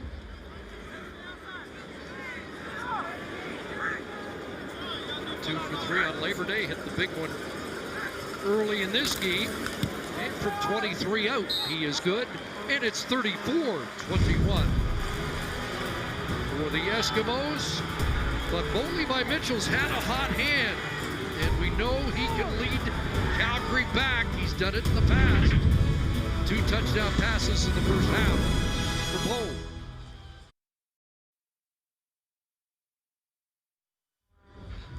Mics are always hot on CFL Wired. Oh, to the crib, to the crib, to the crib. They're gonna have a plan for me next week. You see me? I'm finna go now. Tuesday, 7:30 Eastern, 4:30 Pacific, across the TSN network. The crib is the end zone. Like the crib's like the house. Get to the house, to the crib. Let's talk about that. Yeah. Romar Morris. Oh, yeah. Big run. Romar Morris can outrun everybody. Down inside the 20. 10. Touchdown. 75-yard scamper. Open road for Romar Morris. Flat out speed. Can't coach it. Just hand him the ball and let him outrun the defense. Good blocking at the point of attack. You got to get to that second level to use your speed as a tailback, and J.C. Sherritt gets picked up and blocked. When he gets blocked, Romar Morris does the rest. And the entire Edmonton Eskimo secondary can see the nameplate. When you see the nameplate, you're in trouble.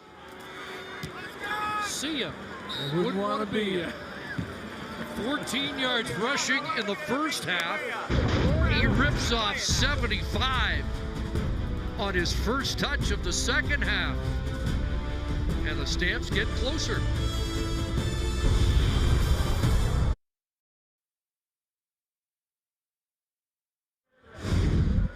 Big run by the tailback. First question is, who got the middle linebacker in J.C. Sherritt? Watch right guard Brad Erdos out of SFU throw his tackle down, then step up at the point of attack right here at the top of your screen.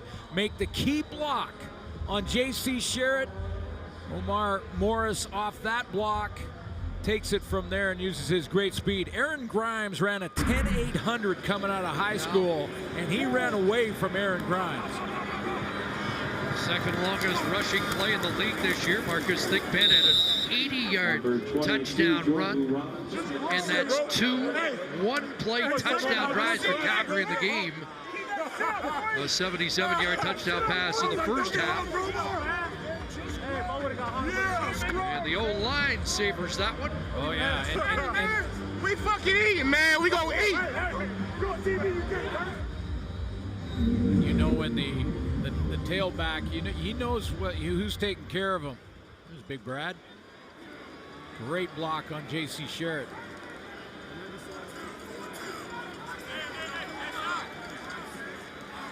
We apologize for the over-exuberance on the Calgary bench. Mike Riley wants to answer quickly, but incomplete. Glover Wright almost had his second interception of the game. Well, that's the other thing is that we talked about the receivers hurt, but Seontae Evans is an all-star corner that Dave Dickinson has had to replace with Tate Glover Wright, and he's already made a big play in this game, almost had a second one there. And if you're not talking about a corner, it means he's playing well, and we haven't talked about him other than his big plays. The passing yards dead even between these two quarterbacks right now. Riley trying to break that. He is on the money for Duke Williams again. This is a great quarterback display. Should we remind everybody we've got the battle of the last two most outstanding players? Yeah, exactly. I mean, look at this window. You're going to see a tight window for Duke Williams. 3 defenders around 81, and they're all looking at each other going, how did 13 fit it in there? Season high for Williams now at 147 yards on 5 grabs and a first down up at the 53-yard line. Take to Cooper, they'll swing it across, and here's Brian Mitchell getting blocks and cutting back, and then getting swarmed. Alex Singleton will knock him back along with Jameer Thurman. We got lots of time in the third quarter, and Mike Riley pushing 300 yards. Bo Levi Mitchell not far off either.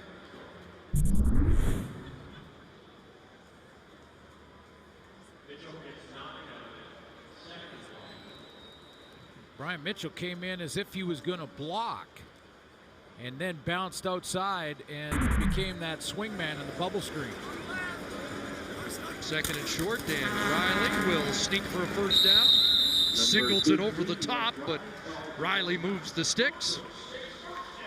And Mike Riley just happens to be a fan favorite of Alex Singleton's sister, Ashley, who got to meet up with one of her favorite guys at the Labor Day Classic.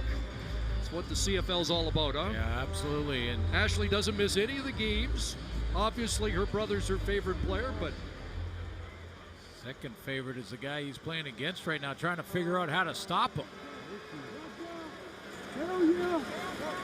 Although if he keeps this up, he might not be his favorite. He's going to get in the bad books. Pressure on here, steps up, and gets away. And Riley runs for a first down. Jameer Thurman hauls him down. Well, you know, you're trying to cover down these receivers if you're Calgary, and then as soon as you do it finally on a play, and Mike Riley's got to pull it down, lost lane up front, and he takes advantage of that for a first down with his legs. 13 yards on that carry, 4 for 18 in the game, and a pair of touchdowns. Riley with 10 rushing touchdowns this season. And a quick hitter, complete to Stafford, and he gets tripped up by Glover Wright. But this Eskimo offense moving in the second half, scored on their first possession and on the move again. Yeah, and this Calgary defense is top-ranked defense in the CFL. I mean, a defense that leads in takeaways, 31. They are second to Saskatchewan coming into this week in forced 2-and-outs. Devon Claybrook's group has been outstanding all season. Just noticed, Suits, that Edmonton's at 344 yards of offense, and more now with Riley sneaking for the first down. And that is now the most yardage against this Calgary defense this year. They gave up 344 in week 1. Yeah, I mean, that's the top-ranked defense all season. Look at Alex Singleton over the top trying to get Riley before he gets started. Just misses him. And Mike Riley over 300 once again. 7th time this year, and the 40th time in his career. at 3:07 and counting. On a roll. And those sidelines caught. Kenny Stafford. And is he in? They're going to mark him at the 1. It will be reviewed.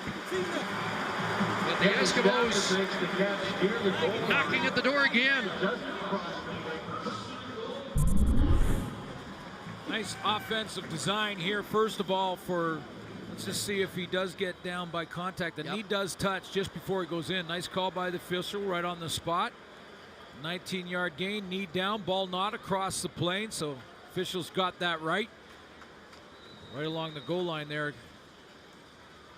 But I love the play design to get Riley out and change the launch point.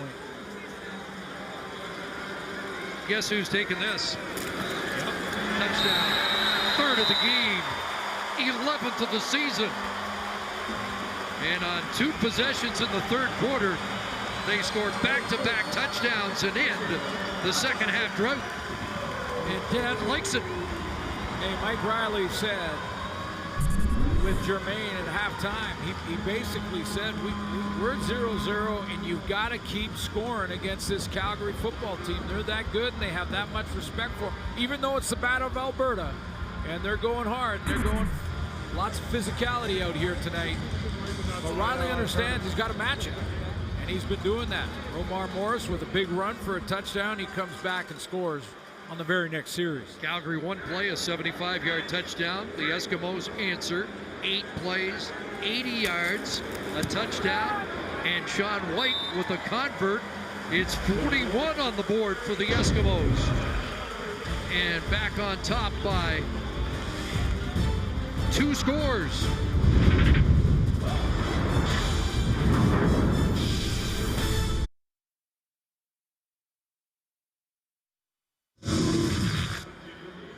Take a look at the answer by Mike Riley after the Morris touchdown for Calgary. He goes to Duke Williams.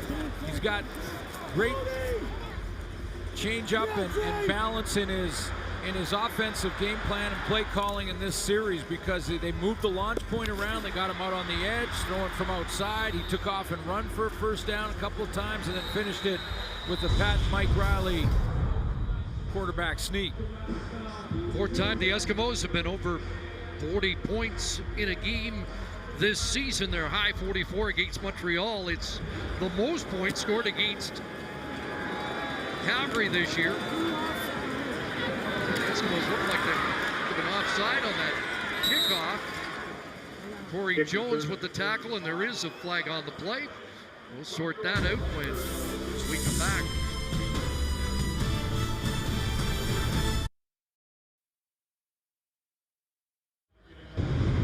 The Stampeders certainly live the next man up philosophy. Look at what they've done in this game. The replacements, Begelton's been dangerous. Morris a 75-yard touchdown. Take Glover right with the interception. And Spencer Wilson anchoring that offensive line. And with more on the veteran Wilson, here's Jermaine Franklin. That's right, CC. 6 changes in all for the Stampeders, and one of the more significant ones was that center. Ucombre Williams, the Stampeders starting center, was not able to go tonight. And what makes it extra significant is the timing of it. He was healthy, Ucombre Williams, and he practiced throughout the week. But then again, he woke up on Friday morning with a swollen knee, putting Spencer Wilson into action. What makes it so significant is Wilson does take reps at the center position. However, he did not get an opportunity to play with the first team unit. So it even makes what he is accomplishing tonight that much more significant and special. Again, playing in game 101 of his CFL career, which came right out of junior football. The Eskimos were offside on the kickoff, and that's why they re-kicked. Well, you know, what Jermaine was talking about, too, with Spencer Wilson is you're going to the center spot. And, yeah, you've taken reps. You are the backup in a lot of positions if you're Spencer Wilson. So you're taking a few reps through the practice. But it's really significant and unbelievable the way he's playing, because think of the struggles for BC and Chris Greaves. Say last night. They and that's usually what happens when the backup, who has limited reps during the work week, is thrown into action at the last minute. you're going to have a bunch of sideways snaps and issues and things you got to work out. Not so tonight for Spencer Wilson. Good for him. Stepping in, be mentally focused and ready to step in when he gets the call. Christoph Malumba Shamanga shaken up on the play. Weak side linebacker, so Adam Konar will come back in at that spot. Those two rotate at that position for Mike Benavides.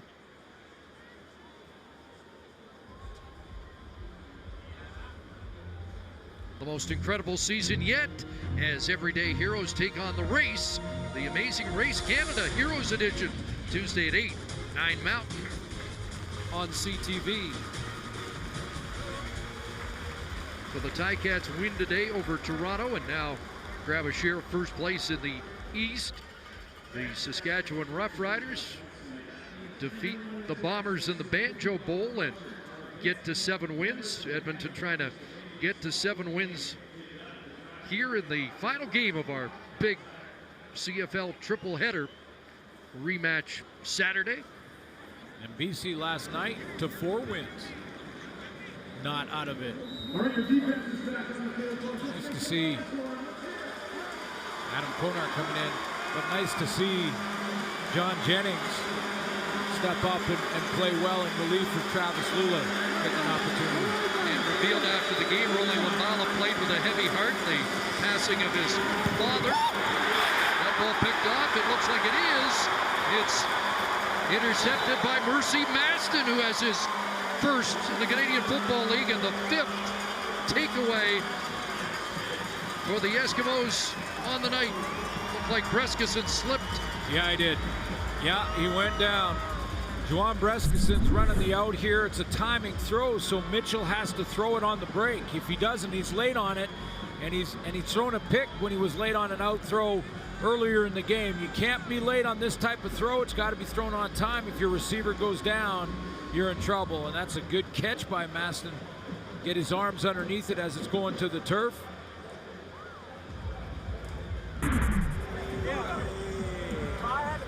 Yeah, Merce. Hey, talk. 5 turnovers on the day for Calgary, something you rarely say. Just to finish the thought, we learned that Rolly Lamala's father passed away. Yeah. Played the game with a heavy heart. He got the lone game ball from the BC Lions last night, and our condolences to Rolly and family. And Mitchell on the hitch. And Mitchell down inside the 10. Maston with the interception, and now the offense wants to show no mercy. Yeah, they are keeping the pedal to the metal here.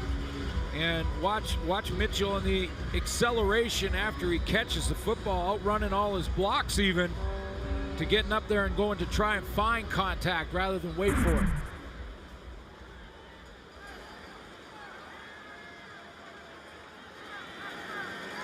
So back inside the 10, 1st and goal. Perfect in the red zone so far today. The number 1 red zone team. And Jack Cooper down to the 6. A lot of people just wondering here in Edmonton about their Eskimos in this offense and the inconsistencies over the last couple of weeks. The loss to Calgary, you go back to the loss by a point to the Hamilton Tiger Cats. Time when they scored just 24 points. Some questions swirling around. I mean, even Mike Riley in a couple of his interviews have said, you know, we got to get more consistent. Then they lose Darrell Walker and Duke Williams tonight. But boy, it's an explosion of offense. 2nd down. Ball in the end zone. Kenny Stafford, touchdown. Great back shoulder. Back shoulder throw.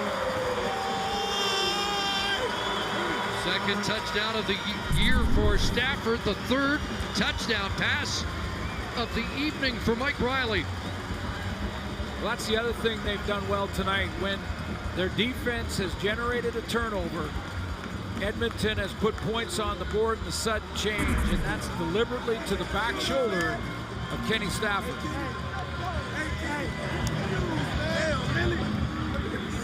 Okay.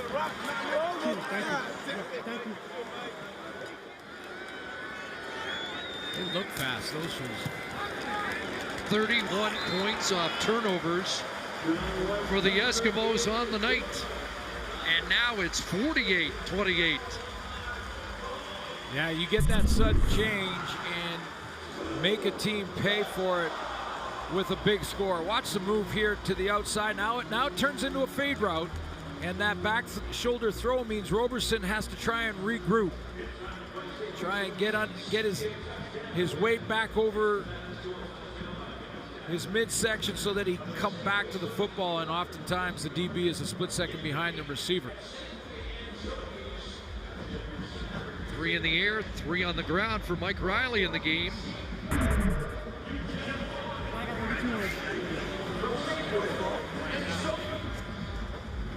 Did you pick Riley or anyone on the Edmonton offense in your fantasy? I was going to say, there's a lot of fantasy guys saying, I thought he was too expensive, but probably worth the price today.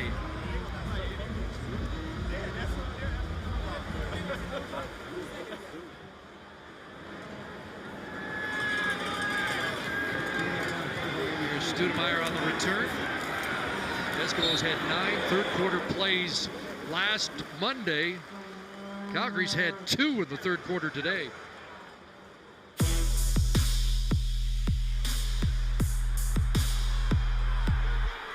This is Stamps Football, and Stamps Football is whatever it takes. Get your tickets today at Stampeders.com.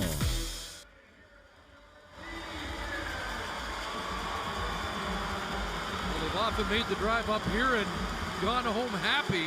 They'll need a huge fourth quarter for that trip back to Calgary to be a satisfying one today.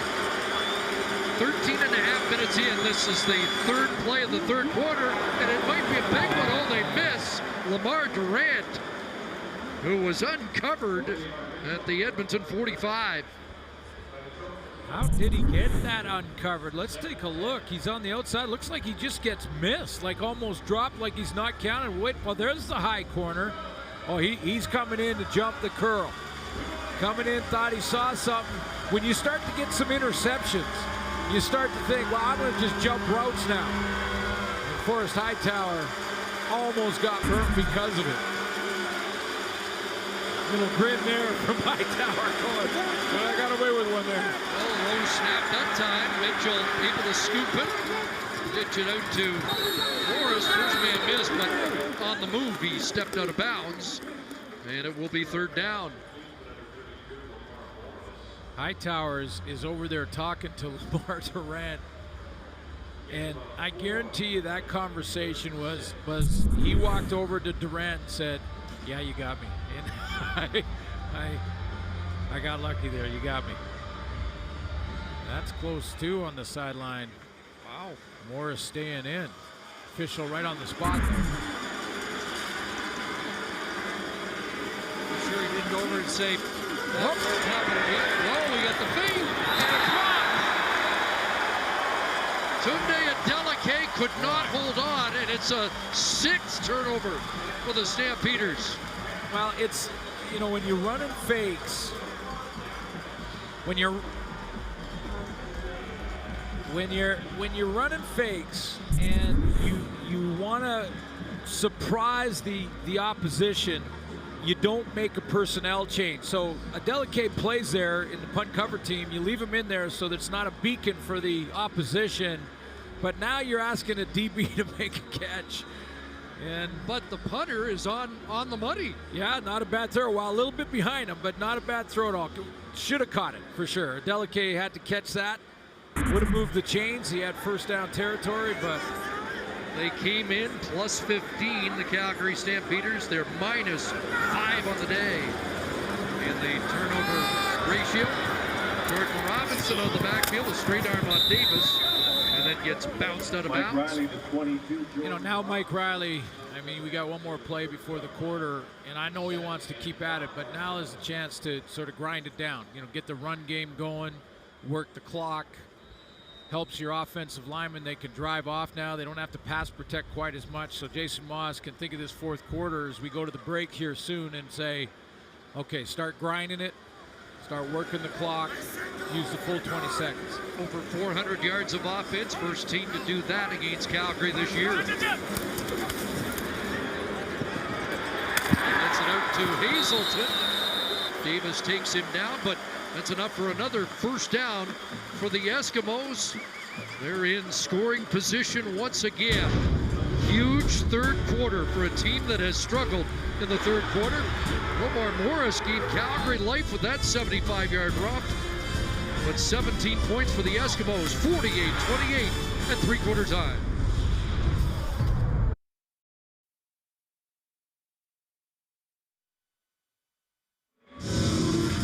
Well, turnover's a big story in this game. There were 4 by Calgary last week, and they were able to win, overcome those. But 6 today. Doesn't look like they'll be able to overcome that. No, and over 30 points off those turnovers. And for Edmonton fans, anyone concerned about the offense and consistency and whether or not Mike Riley can put up the big numbers, well, he's at it again. He's 3 times this year coming into tonight over 400 yards passing. He's going to get there tonight. Now the question for Jason Maas is how long do you keep him in? And for Calgary, you're right. They just been turning the ball over in the last 2 games. Second half scoring questions about the Eskimos answered with 17 points in that third quarter. Kind of been a Murphy's Law game for Dave Dickinson's crew. Although a lot of good things have happened, but at times anything that could go wrong has in that turnover department. Big plays have kept Calgary hanging around a bit. He was surprised by this, and he fumbles the ball, and there's a turnover going back the other way. Mike Riley takes a hit, gives up the ball, and Alex Singleton has it for the Stampeders. You know, up 20, this is a gutsy call with your MOP quarterback. I know when you're playing a 9-1 team, there's always that concern. There's a full quarter to play here. And don't let them even think they can come back and get close and come back in this game. That was a takeaway. Good hit. And that was Trey Roberson again with a big hit. Let's go! And they have one back. Let's go! Long field. Garrett Davis doesn't think it's over. They're Stampeders are not going to go quietly into the night. Mark and Michelle a catch, and we've mentioned a few times anything you can do, we can do as well. And now Calgary will try and drive from deep in their own zone like Edmonton did from their 3 in the first half. Yeah, and Calgary's been trying to fight from behind because Edmonton started this game with the first punch, and Calgary's counterpunched. And they got in trouble with the turnovers, turned into quick points. That's why we got a 20-point deficit. But we've seen a lot of counterpunching from Calgary. And as Dave Dickinson said, there were a few haymakers in that first half. Yeah. Might get one here. Mitchell scrambling. Now he'll take off. And a feet first slide in first down territory. Won't see him run as much, especially with the knee brace, but he gets the job done there to move the chains. Yeah, it looked good there. And just as far as physically, being able to move, he hasn't had any issue in the pocket trying to, subtly move to open up passing lanes. And boy, he's one of the best in the business at that, negotiating the pocket, even though he's wearing the brace on the knee hurt over there. Breathing room now as they're up beyond the 15, and he throws a strike to Bagleton, and Reggie Bagleton over 100 yards. So the replacement for Kamar Jordan's come in and has got the job done. Yeah, a couple more targets, obviously, for Bagleton, and again, that's what I meant about. We're cheering for those guys that got hurt to come back, and Eric Rogers is pretty close.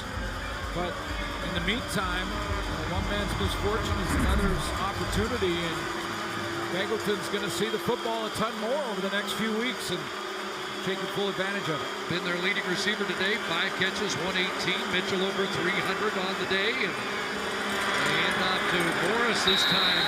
He gets stonewalled.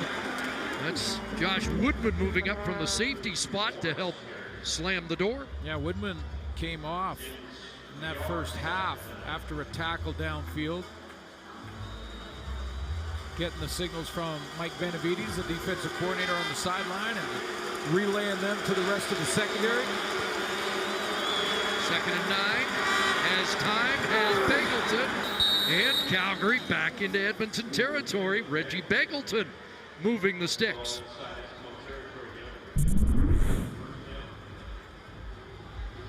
There he is right there. 3 receiver to the wide side of the field. You count from the outside in, so the widest guy's number 1. 19 yards on his 6th catch of the game, and Morris will plow down to the 45-yard line. 5 for Romar Morris. And now 95 yards on the ground for Morris. Gotta love the fight in the dog in Calgary on this drive alone. I mean, honestly, you're down by 20 in a very physical game. It'd be easy to kind of fold it and say, okay, we have to play another day. And Durant up for that. Does he come down with it? They're going to rule a catch. Maston tried to knock him out of bounds before he got a foot down, but Lamar Durant has a 13-yard grab. And we shouldn't be surprised that they're continuing to battle in this one, even though they're down by 20. I was going to say, we spent enough time with Bo Levi Mitchell to know he thinks he can still win this game. Yeah, absolutely. And so does Dave Dickinson, calling from the bench, calling the plays. 1st and 10. And Bagleton can't reach that one and paid a price, courtesy J.C. Sherritt. Well, after the 3rd attempt right over the middle, J.C. Sherritt decided to bail. He's been kind of watching Romar Morris, probably because of that big run he had a few series ago. But on that last play, after a couple throws in behind him, J.C. Sherritt just said, I'm going to bail out. He was about 30 yards deep on that drop. I'd expect in this area of the field, Calgary's going to play 3-down football the rest of the way. Yeah, I would think so. 2nd and 10 here. And going for Bagleton again, and that one knocked away. Mercy Maston on the scene again. And it will be 3rd down. Mercy Maston had the short zone, but he just read Bo Levi Mitchell, and he cuts under the corner route by Bagleton.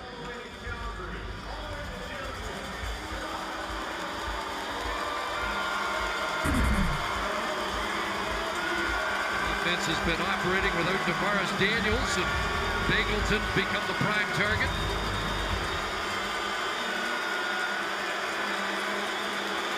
Big Mike Moore digging in on 3rd and 10. Gets loud at Commonwealth. Pressure on, a slip, still alive. Open target, touchdown. How about that poise from Bo Levi Mitchell? Well, really incredible, amazing, really. He balanced himself with the ball in his hand. It was the ball on the turf where he put it down. He still had control there, but he uses the ball to help bounce himself back up. Was not touched by the looks of it. Yeah, Alex Bazzi was reaching, but Mitchell was not contacted. Boy, tough to tell from that. Bazzi was so close. Let's take a look from here. Eskimos looking at the scoreboard, but... Well, you know what? When you go back one more time, if you guys can, great. Now take one more look, because he might not have been down at all. I mean, the hand is okay. If the knee's not touching, he's not down whether he's touched or not. And the convert is good. They're hanging around. And now it's the highest scoring game in the league this year at 48-35. 9 plays, they go 105 yards, and they're hanging around.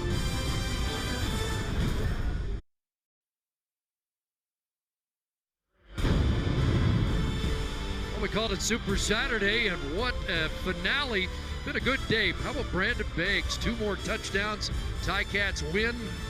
Pick 6 was the order of the day in Winnipeg as the Rough Riders win the Banjo Bowl, and they sweep that back-to-back series. Edmonton trying to avoid a sweep here, and they have a 13-point lead. Mike Riley involved in 6 touchdowns. He scored 3. He's passed for 3. But they might need more points yet. They're going to get backed up here. Gordon Robinson stopped up by Studemeyer just beyond the 10-yard line. Boy, Studemeyer played that real well and taking that momentum of the touchdown from Calgary. And they aren't going away. And great cover on the kick. So Morris has 2 touchdowns in the game, 1 on that big run, and his first touchdown catch in the Canadian Football League here. There's the slip. I don't think his knee was ever down, so the hand is fine to get your balance again. Good touchdown throw from Bo Levi Mitchell. Counter punt. Okay, Mike Riley, you're up. Swinging here to Ryan Mitchell, and Emmanuel Davis can't bring him down. And a jersey tackle there as Jamar Wall hangs on at the 20-yard line. And that's an extended running play. So it tries to take care of the same thing. But that last touchdown from Bo Levi Mitchell is kept Mike Riley back in the game. And that play to Mitchell means that these 2 teams now have combined for exactly 900 yards of offense.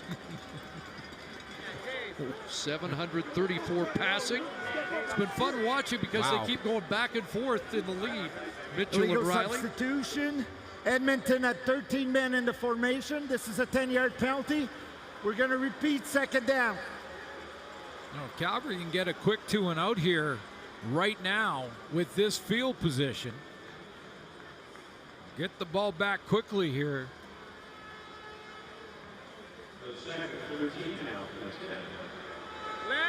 Just like that, it could be back to a 1-possession game. So let's. That, by the way, is the 6th penalty of the game. So 2nd and 13. Riley in trouble, and Riley down. Dropped by Rimolade. And now Calgary's going to get the football back in decent field position with a half of a quarter left to go. Do you give up the 2 here because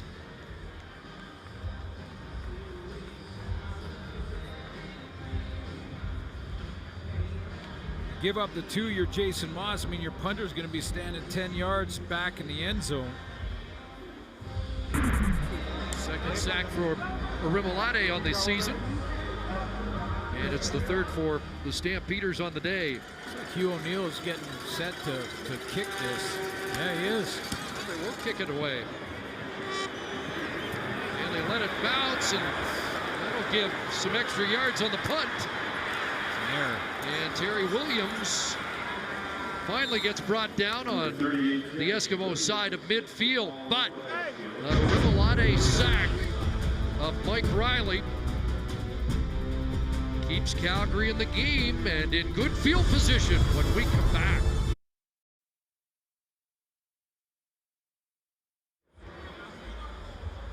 Just a reminder, we're in the home of the 2018 Grey Cup. We'll be at Commonwealth Stadium, and one of the festivities during the week will be the alumni luncheon, and they're going to have a terrific hot stove with at least 6 former Eskimo quarterbacks, including the great Tom Wilkinson. Matt Dunnigan's going to be there, Mike Riley, Jason Moss. They hope to have others, Bruce Lemmerman. Here's Bagleton, and he can't make the catch. Flag down on the play. 70 alumni members will be on hand for the luncheon. Blake Dermott will be the MC, and proceeds go to the alumni Calgary, fund. number 89. That penalty's declined. 2nd down. And speaking of the great Tom Wilkinson, Bo Levi Mitchell just passed him on the all-time list. And next up is Joe Kapp.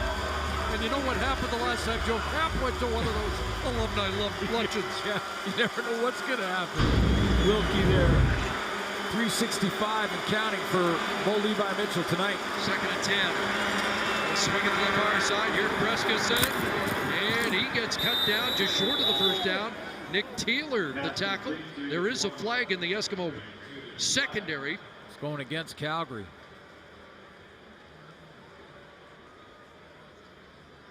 Lamar Durant, I believe, is going to be called with a holding down the field.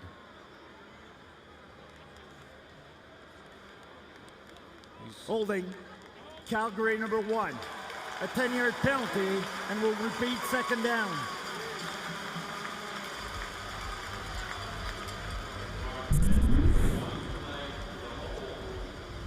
Holding, mugging, full ballroom dancing, possible two-step,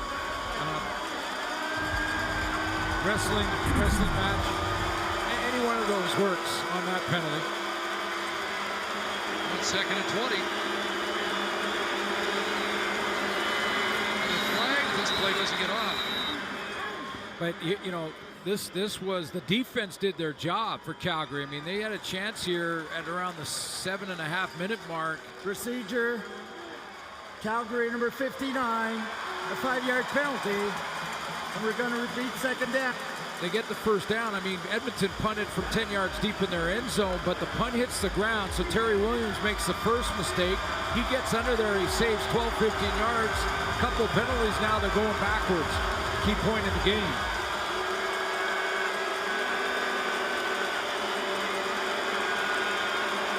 The crowd here knows it's a key point in the game. Mitchell stepping up, carrying it downfield, jump ball, and intercepted. Aaron Grimes comes down with it. Second interception of the year, his 10th in the Canadian Football League. And it's 7 takeaways for Edmonton tonight. The penalties and how far back Bo Levi Mitchell was the reason he tried to sling it deep. 6.5 minutes to go. Aaron Grimes brings it down. Edmonton football when we come back.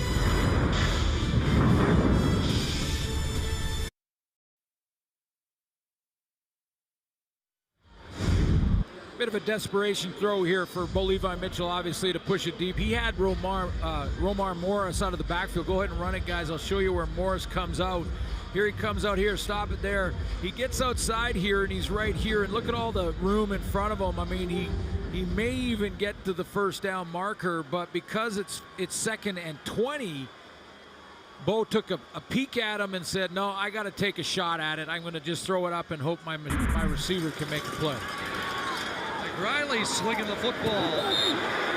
Incomplete. Roberson tight coverage against Bryant Mitchell. By the way, it's the first time this season that Mitchell has thrown more than one interception in a game. Came in with only 5. Hey, man, shout out to West Seattle. Get my dogs in here, too. You see them? Yeah, I know that. Don't go to sleep too early. You might miss the party. 3 interceptions, 1 by Aaron Grimes, so 8. Now tossed by Mitchell on the season.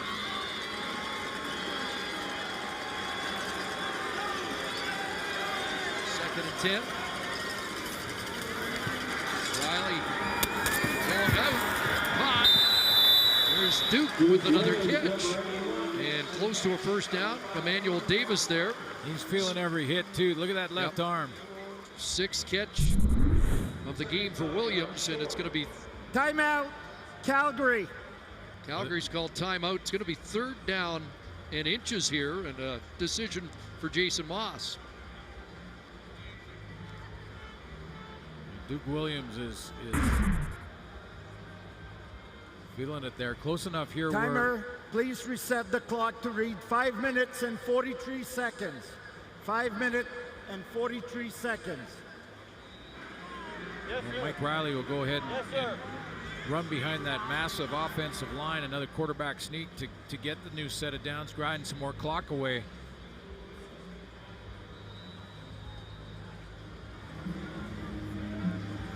Duke Williams, 157. You're just catching the last part of this game. 157 tonight. And playing hurt. Good push for first down behind Sorensen. David Beard, the right guard. And the crowd here for the Labor Day rematch, always one of the biggest of the year. In fact, this is the biggest this season so far. 38,611 on hand at Commonwealth. Since '89, Calgary swept the Series 10. They split 14. Edmonton swept it 5. So you get the split. Although the decision desk isn't ready quite yet. Big hit there across the middle. And McCarty pops up. Yeah, no, absolutely not. The decision desk has not given them the win just yet. But you take a look at, I've seen at times 3 scores in 3 minutes after the 3-minute warning. Jason Moss knows that. And the script was being set up again with that great field position to start the last Calgary drive, but an interception right here. Trouble for Riley, and they get to him again. There's another sack. Vaughters gets home for the second time on the day. So the defense trying to get it back as quickly as possible in Mitchell's hands. Yeah, so defense again. That was their last timeout. They do their job. Now Dave Dickinson uses that timeout again. Wants to get him in before the 3-minute warning timeout. 4 minutes and 22 seconds. But it's crucial now that Terry Williams catches this punt, or whomever they have back catches this punt in the air. And it's Studemeyer back this time, maybe Dave Dickinson. Yeah, exactly. And Mark Killam didn't like that the last one rolled an extra 10, 15 yards? Yeah, what did you have it was over 10 yards, and then it started sort of that. Then there was a penalty, and then another penalty, and the next thing they know, they were 2nd and 20. But there is time. And Calgary scored twice on one-play drives in this game. Get up there and catch him. There you go. Studemeyer fields it. Makes a move and gets to the 50 before he's tossed back. Maston downfield in a hurry. NFL opening.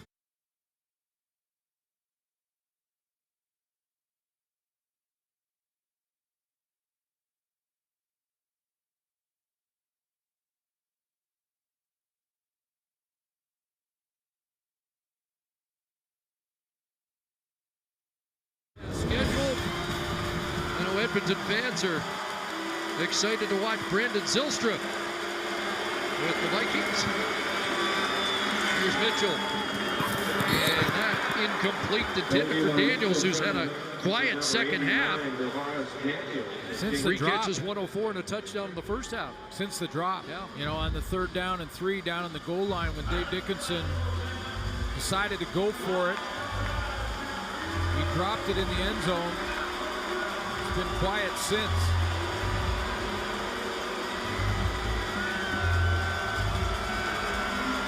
Mitchell's had 5 different receivers in the game. Riley has utilized 9. 2nd and 10. Going to the sidelines, Markin Michel's got a catch and a little bit more on a first down as he dives out with 3.5 to go. Smart for Mark and Michelle here. First of all, spin out of this. The ball's got to him in time so that he can make this move and get a few more yards, but then get out of bounds and stop it as quick as you can. 16 yards total, and stop the clock.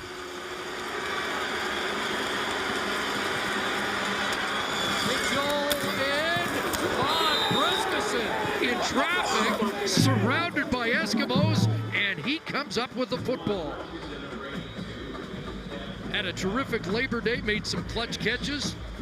Dave Dickinson singled him out for some good work in that game, and well, this is a big catch here, and he knew he was going to get popped. 3-minute warning.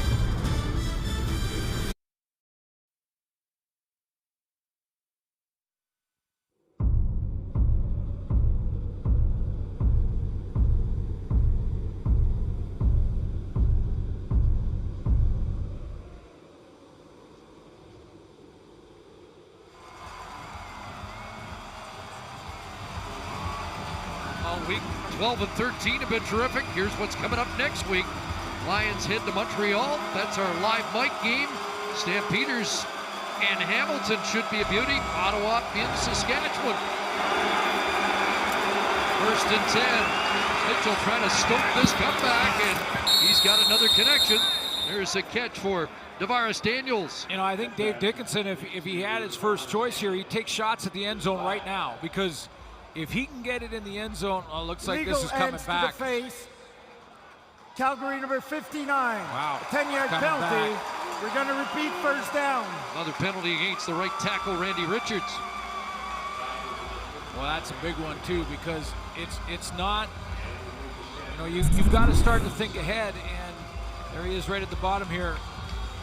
Dave Dickinson wants to score as quickly as possible so he can kick it deep. If he doesn't score in the next play or two, he's going to have to go with the onside.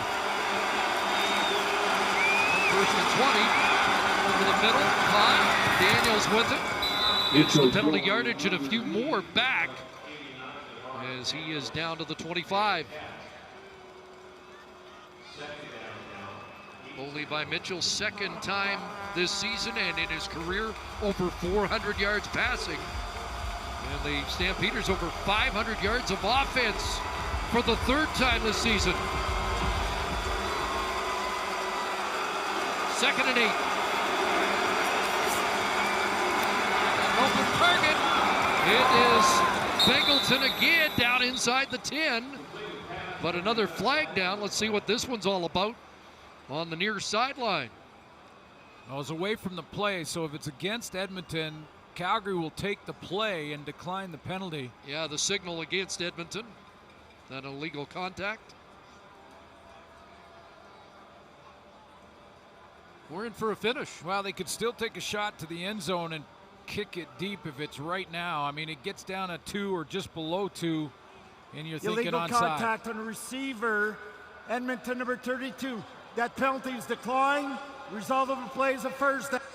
Nick Taylor flagged. Doesn't matter. Catch stands. 1st and goal inside the 10. So they survive the holding penalty at 1st and 20. Mitchell end zone, and Daniels can't hang on. Mitchell looking for Daniels in the end. Down to take complete 2nd and goal.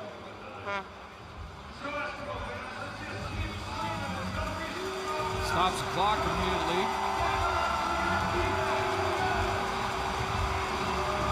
What does Mike Benavides come with? Down in this end of the field, when you're inside the 10, you can expect blitz from the defense and man-to-man coverage.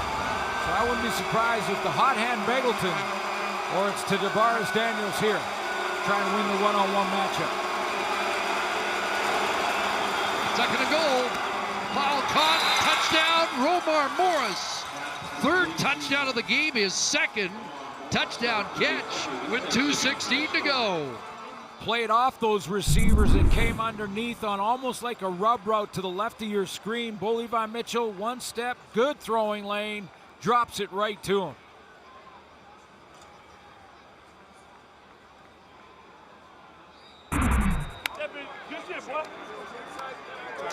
And excuse me, Romar Morris with his 4th touchdown of the game. That's 2 and 2 for number 32. Having trouble with all the accounting here. It's a good thing our statistician Dave Boyer's right on the money, because we've got 90 points on the board and still time on the clock.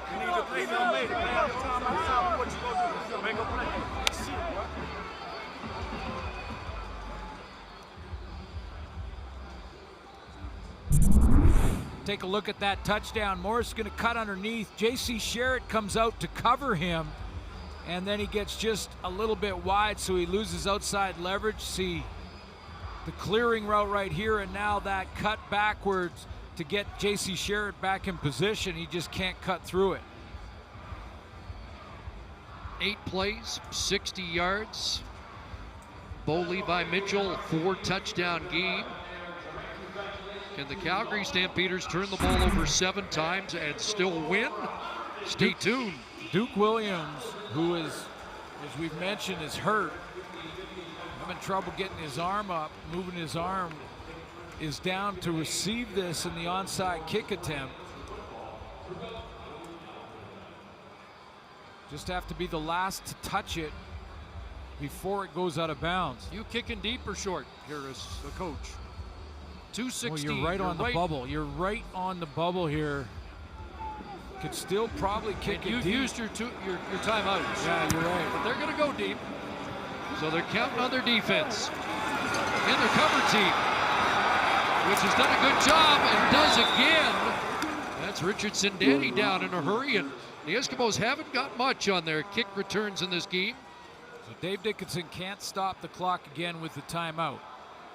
The one Oh, thing, late penalty flags now. Flags flying, and this could be really costly.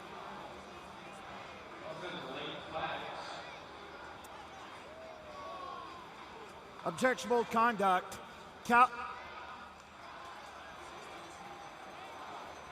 Objectionable conduct. Calgary number 37. This is a 10-yard penalty enforced from the end of the play and a first down Edmonton. Now that's costly. Malik Harris gets flagged. 10 yards further up.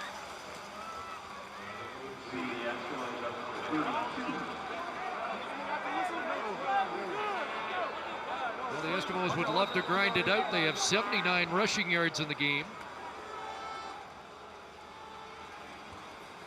It has not been their strong suit tonight.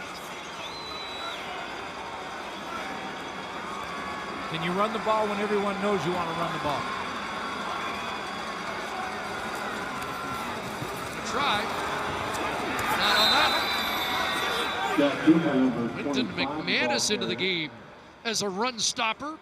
Man, nothing against Shaq Cooper, who's playing for C.J. Gable, but this is where C.J. Gable is missed. Big physical back to go and get 6 on first down. Take on a few hits and break some tackles and try and get a first down along the ground. Well, they've been efficient tonight. 15 of 24 on second down conversions. None bigger than this. Mike's going to throw. Got to. And throws a strike. Hodge catch. Guess who? One arm, but he's sticking with it. And another key catch. 7th catch, 173 yards. And Mike Riley at 397. Is that the last one he'll have to throw? Money.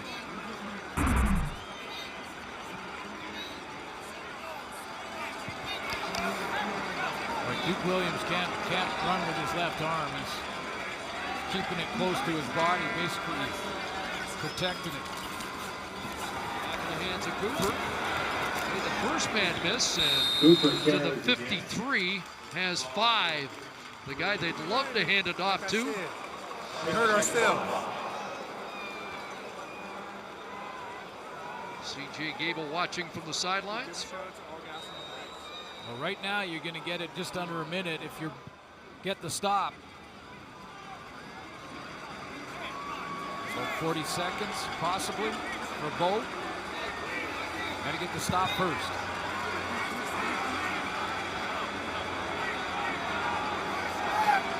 Second and 6. Blitz. Quickly over the hands and knocked down. That's a big knockdown by Jagarrett Davis. What a season he's having. He almost had it. Yep. Had a couple of interceptions in the game against Winnipeg and a pick 6. Jagarrett Davis almost cut the field in half for Bo Levi Mitchell here. And saved time on the clock. He's tied for his team league with 2 picks and a pick 6. Surprised he didn't come up with that one. Sorry. 3 fumble recoveries this year. He's been a force. The interception would have been nice, but he does get the offense off the field, and now Hugh O'Neill to boot it. Stoudemire on the run, and O'Neill takes him out at the 12-yard line. Not much he can do about it. Great kick by O'Neill. Yeah, it was money. It was a great kick. There's a chance. And this guy can make the most of the opportunity. Oh, absolutely. There is time. I mean, you're talking about a handful of plays here, 6, 7 plays. He needs a big chunk in one of them, but he's been getting them. He's been getting Begelton over the middle. Now you can expect J.C. Sherritt and that linebacking core to drop way out of there and get as much depth as they can. They have to fight the crowd. Dumps it off and ball's incomplete. Short hop Morris, 2nd and 10. 435 yards passing, career high a couple of weeks ago against Winnipeg, 452.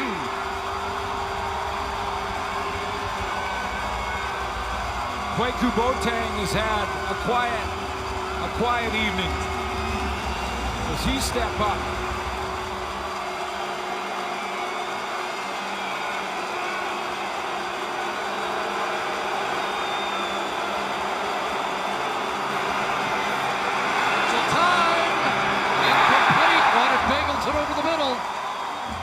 And it all comes down to 3rd and 10 deep in their own territory. See how deep Sherritt was?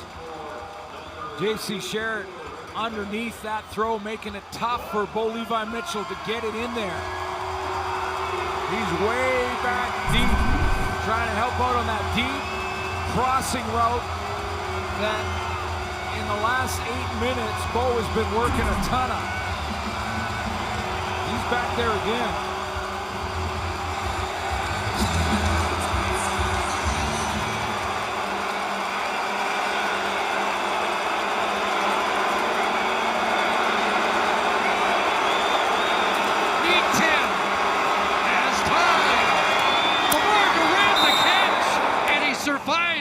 That big hit from J.C. Sherritt. The Stampeders have a fresh set of downs on that clutch 13-yard catch. That keeps hope alive. Well, we've seen some unbelievable games in this rematch.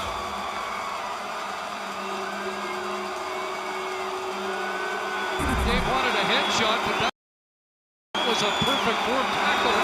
85 yards away from where they need to be. And it will be 2nd and 10. Now you're down to 2, maybe 3. I think Bo at this point has got to take a shot and see if he can get a pass interference call or maybe win a jump ball. They did that in the game against Hamilton last year when it looked like it was out of reach. Went deep, got the PI.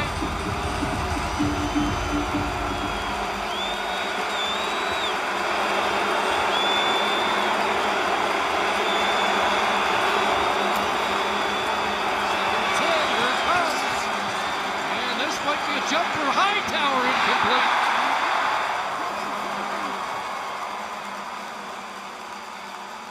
incomplete. Intended for Mark and Michelle, and back into a 3rd and 10 with only 15 seconds remaining. Probably need that same kind of call, don't they? Yeah, absolutely. No question now. They're looking for penalty help, even if Calgary receiver catches it around midfield. If you're Edmonton in the secondary, you want to let them catch it almost in front of you and bring them down right there. The game should be maybe one last play.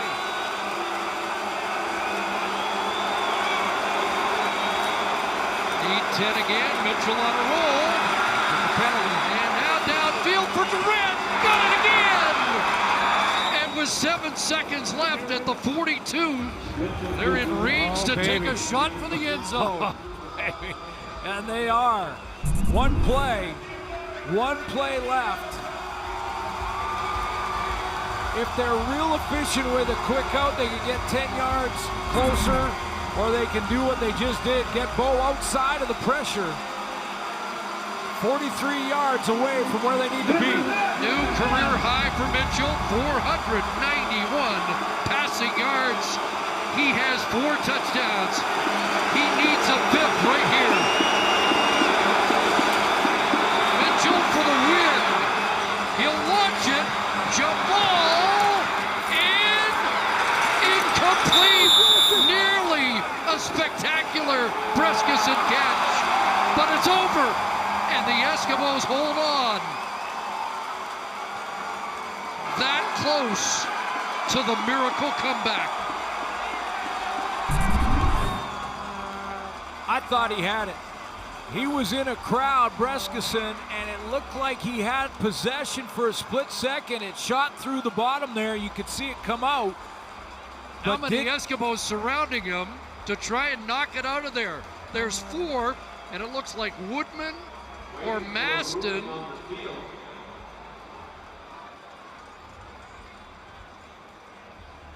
And if you're a Calgary fan, you might wonder, did he have it long enough? But he would have to survive with the football a little longer for this to be a touchdown, but it was that close.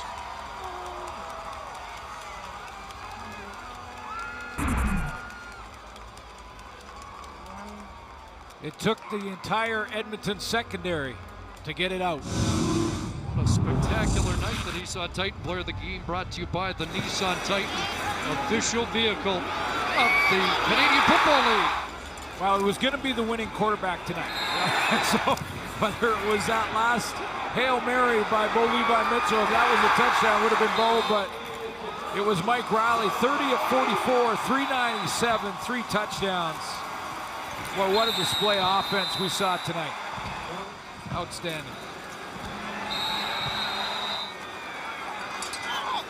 Get lots of hype for Labor Day and the Labor Day rematch, but this one lived up to the billing and well beyond. Golly, man.